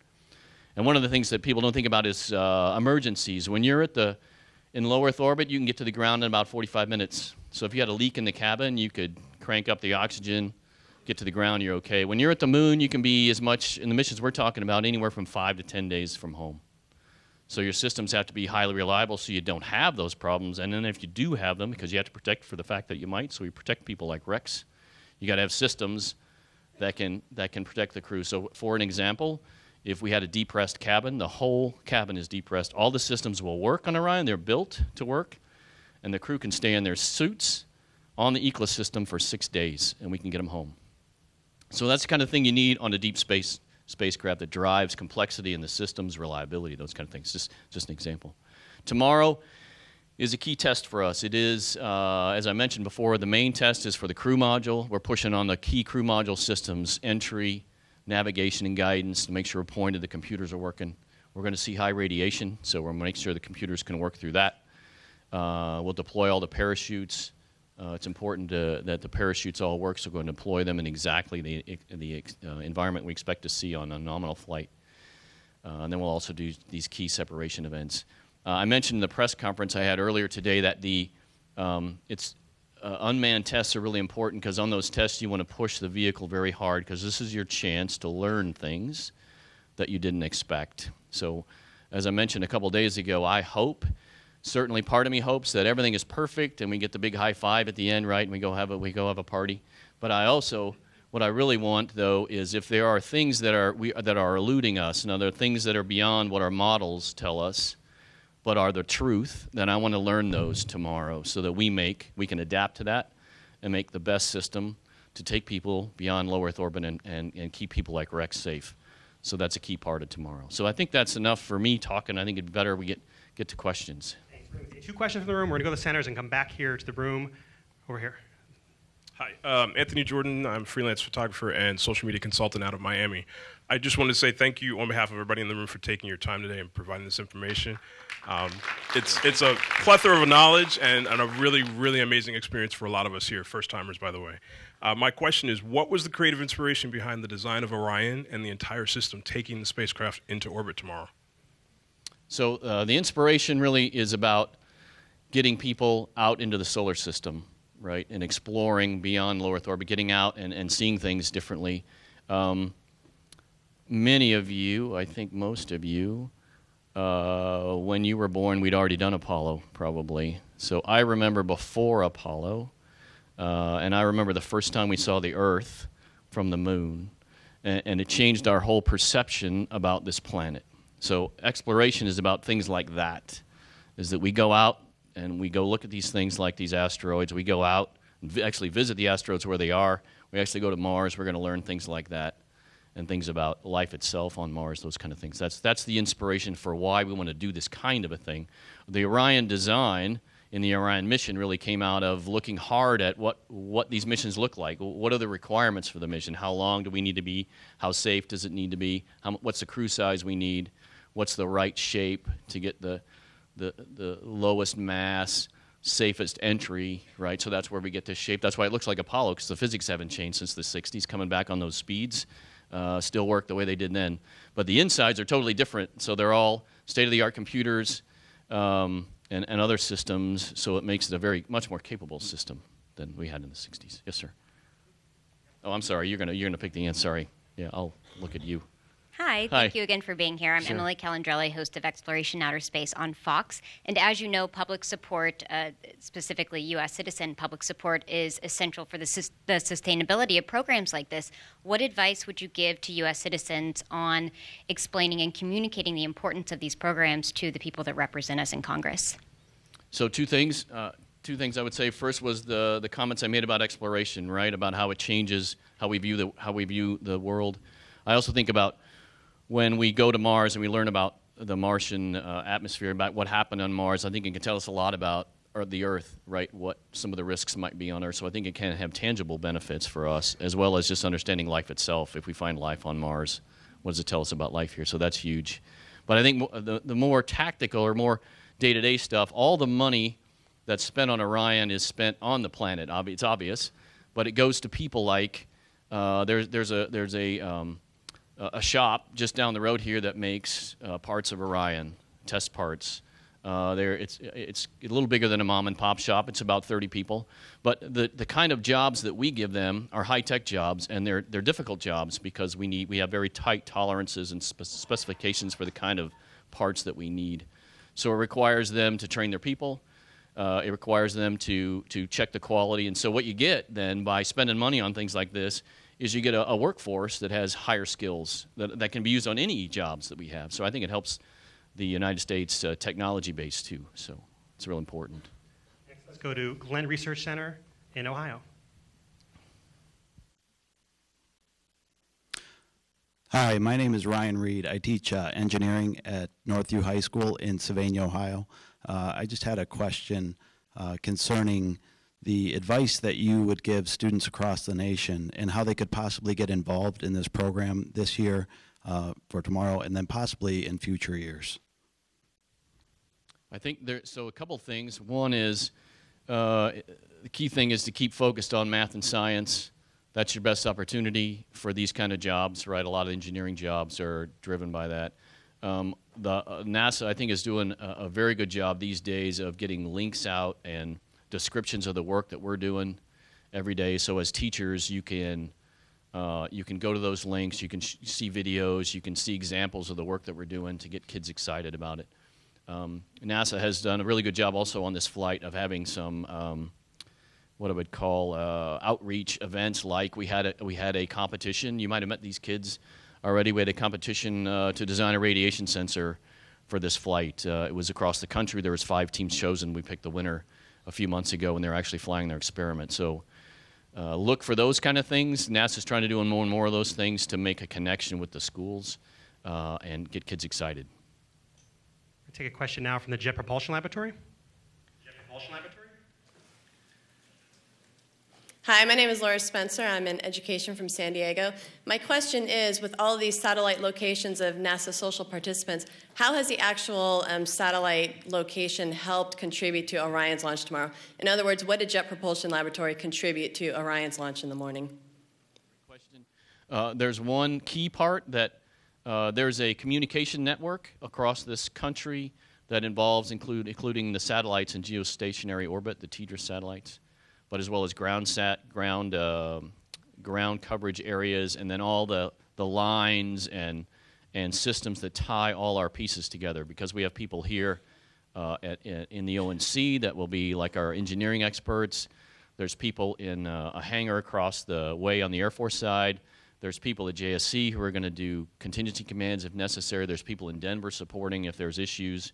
So you got to tie all those people together to get that telemetry, the data back. So that whole network integration, making sure that it's set up, that all the pieces are there, that we've tested them all, that was a JPL job specifically on this task. JPL was also a key part of the team that decided our heat shield material a few years ago. They're a key part of that. And they've done other work with us on GNC and other areas like that. So they've been a big part of the Orion, difficult tasks that are part of Orion. I actually have 2 questions, if I may. The first one is with EFT-1. I've been trying to look for information about what's inside Orion for EFT-1 in relation to for astronauts. Like, do we have any crash test dummies to measure the G's with all the different stages of slowing down? And the second question is, what logistical issues do you foresee between the differences of the launch vehicle? For example, tomorrow it's a Delta IV and its future vehicle, which will be SLS. Good question. So the inside, if you looked at the inside, you would basically just see the computers, and you would see some slabs of metal, which we call mass simulators. So we have a concentration of metal that simulates the weight of the seats and the crew. And we have the same thing for the display panel, because we don't need to fly a real display panel. They're fairly expensive, and there's nobody in it to push the buttons. But we put the mass up there so that we see how the structure reacts to having the mass hanging off of it like that. So we simulate the vehicle is flying, and it flies as if it had the crew and those other pieces in it. That was a key part, that it flies with the right pieces. As far as measuring velocities, we have accelerometers and other load indicators, so we'll see those parameters. I expect on the next flight, on EM1, we'll actually have a seat and some way to measure in the specific locations where the crew is going to be, what we think those responses. But you can get a lot by this flight and how we expect the loads would transfer through a seat, because we can do tests on the ground with a seat and crash test dummies to get that last piece. So it's a great question, because that's really an important part of the landing. It's not just that the computers are back, okay, but how did the crew react? Yeah, it's a big piece. Hi, my name is Heather Hinkle, and I actually work for one of your sister federal agencies for the U.S. Geological Survey. And I think the socials that NASA runs are really great because I think it's a great way to get the public involved and also to get the word out. The question I had was, there's a 3D printer up on the ISS right now, and I know that they're starting to look at how it could be used and how the structures are being formed. And I was just wondering if Orion has given any thought to how the 3D printer might be used in the future, or are you just kind of waiting to see how it goes on the ISS? So we have actually parts on this flight that are made in a similar process. They're fairly simple part. It's a vent on the back shell because as you go through the atmosphere, you want to make sure that the air that's on the other side gets through without causing any damage. So we have vents that are made in a similar process to that. On EM1, if you look at the side of the Orion and you see the service module fairings, eventually they'll come off. At the very top of those fairings, there's a piece of metal that is called a snubber. It holds the fairing on, and it makes it so the air can go by that transition very easily. But it's a fairly complex part. It has a lot of curvature in it, and you need a little bulb lip at the end of it. It's very hard to make on a machine. So it turns out on EM1, we're also already, for the next flight, we're already making them in a 3D printed-like process because you can make a very complex part very simply. So we look at where it makes sense for us. And I think it's a great advancement, and I expect it will continue to be that way, and we'll adapt to that. Thanks. Our next question is from the Johnson Space Center.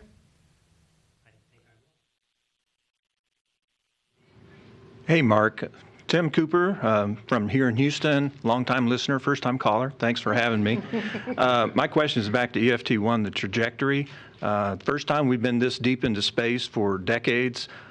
Is there any special considerations to the flight path to avoid all the stuff that we've put into orbit since then?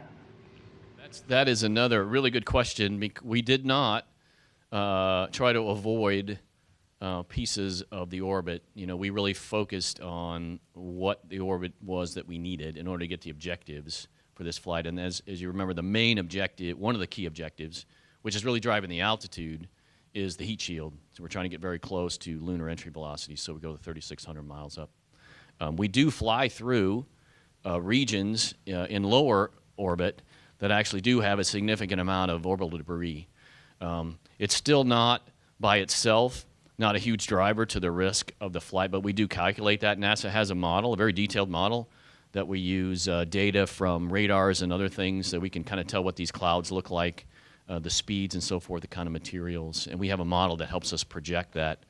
Orion is designed to protect itself against a lot of that. If you look at the back shell of Orion, those are actually shuttle-like tiles, and they actually are pretty good for pretty good damage tolerance for getting hit on from some orbital debris. The heat shield itself, the bottom is not so much, and you might notice that it's pretty much protected by the service module CMA, so that's part of why that's it. We try to keep that protected. So that is one of the things we consider and as far as the overall design of Orion, because it will fly through these regions. But on this particular flight, we did not change the path, but we did do an assessment so we understood what we thought the risks were. Let's take our next question from Stennis Space Center. Hi, my name is Andrea Pearson-Haas. I'm a student at the University of Texas at Dallas, and I am reporting to you from Stennis Space Center. My question is, we see Robonaut on the International Space Station. Do we have any measures to have a cognitive robot of some sort on this long space mission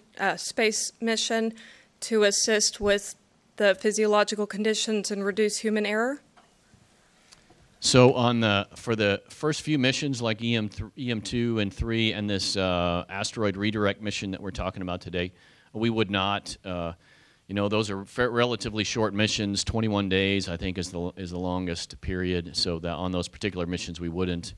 One of the reasons Robonaut makes a lot of sense eventually for space station is there's a lot of operations that are somewhat repetitive, and I know they spend a lot of time working on actually being able to move the robotic arm from the ground that saves crew time on board. So that's one of the reasons why you like to go to robotic operations, to save that precious crew time that you have on the astronaut. So in our particular missions today, the 21-day missions, it wouldn't be a big driver. When you're going on to Mars, I think that's certainly something that you would start talking about.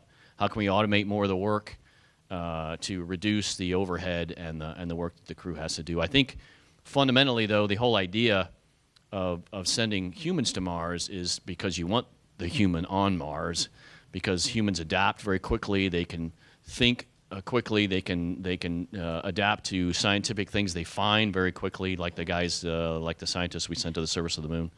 It was a huge advantage to actually have humans there and update and change their experiments based on what they found real time. So.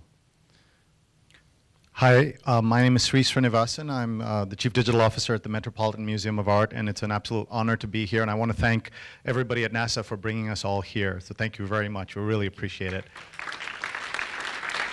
Good luck tomorrow. Thank you. A quick question about the role of animals in space research. A generation ago, or many generations ago, I guess 40, 50 years ago, there would have been an animal of some kind on a mission like this. What point did NASA see the light and the value of not doing that?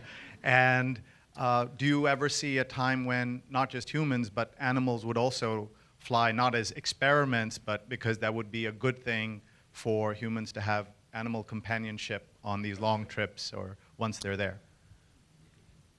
Well, I think, yeah, great question about companionship, because those long missions, you know, even though my dog drives me crazy, I think I wouldn't want him in Orion with me for 300, you know, for 3 years, but still he's a great dog. It's a great question. I don't know. I think that is, as far as one of the key things about going to Mars, that could be a very long mission, is the psychological effects and what are the things you can do. Certainly taking other people is a key part of that, but I think what you're saying makes a lot of sense, maybe animals as pets in a sense. As far as experimentation, you know, remember the 60s were a different time. We had never sent anyone in space. We really didn't, you know, we had instruments, but we'd never seen really what was going to happen physiologically, what would happen. So it was a different time, and I think we know a lot now, especially since we have humans on space station full time. We know a lot about what happens to the human body. And so I don't think we need to do those kind of things today. So. Hi, my name is Katie Searcy, and I'm representing the students at Mountain Park Elementary School in Roswell, Georgia. And Luke from the 4th grade has a question. What in the world will the astronauts do for that really long trip to Mars? What will they be doing? Great question. I don't think my son could go about 10 minutes without his phone or his Reddit account, you know, so I expect that's another great question about what you can do. Certainly there's going to be things we can do as far as training for the mission itself, you know, keeping your skills. Let's say if you're going to be the pilot that's got to land a mission when you get there, there's training runs you can do so we can make sure they run through that. There's maintenance. There's going to need to be maintenance on the spacecraft that you're flying because you're never going to be able to put in all the redundancy that it's going to fix itself all the time. You're going to need to take things apart. Much like space station, right? A lot of space station today, the crew does a lot of the maintenance there today, so they're going to have to do some of that. But I think that's one of the big questions is when you've got a year-long mission, I don't think it's certainly not long enough to talk about this hibernation stuff, but what else would you do? What are the other things to keep the crew occupied and keep them sharp? So it's a great question, and so maybe he can help us as we research those things. One more question. It's right okay. here. Hi, I'm Carrie Kukral from Raw Science TV, and I'm wondering, we've often heard about how much computing and electronics were accelerated by the Apollo program. What predictions might you make about Orion in this Mars journey that will be accelerated?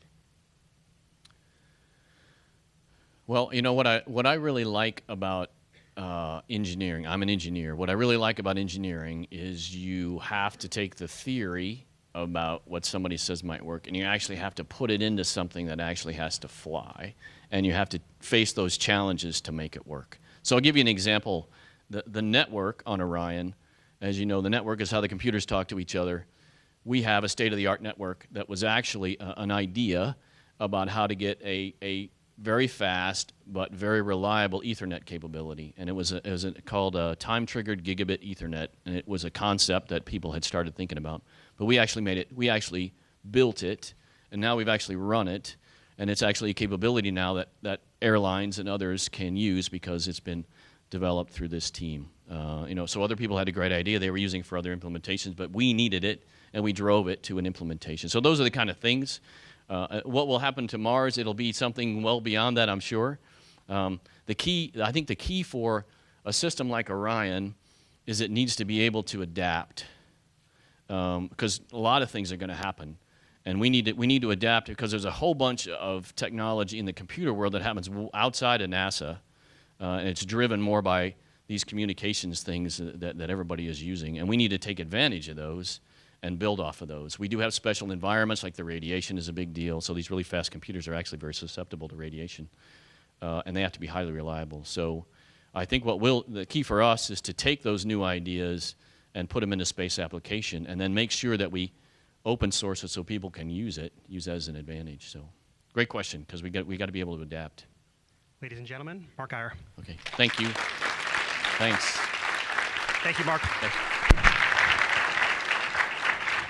Thanks, Mark. That concludes our NASA Social.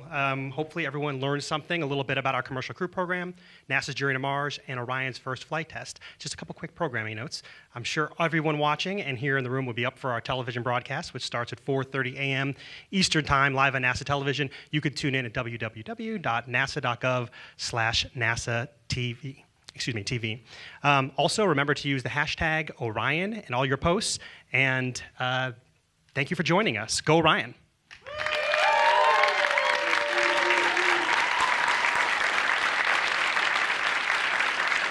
We have a short video we're going to play for you to conclude the program.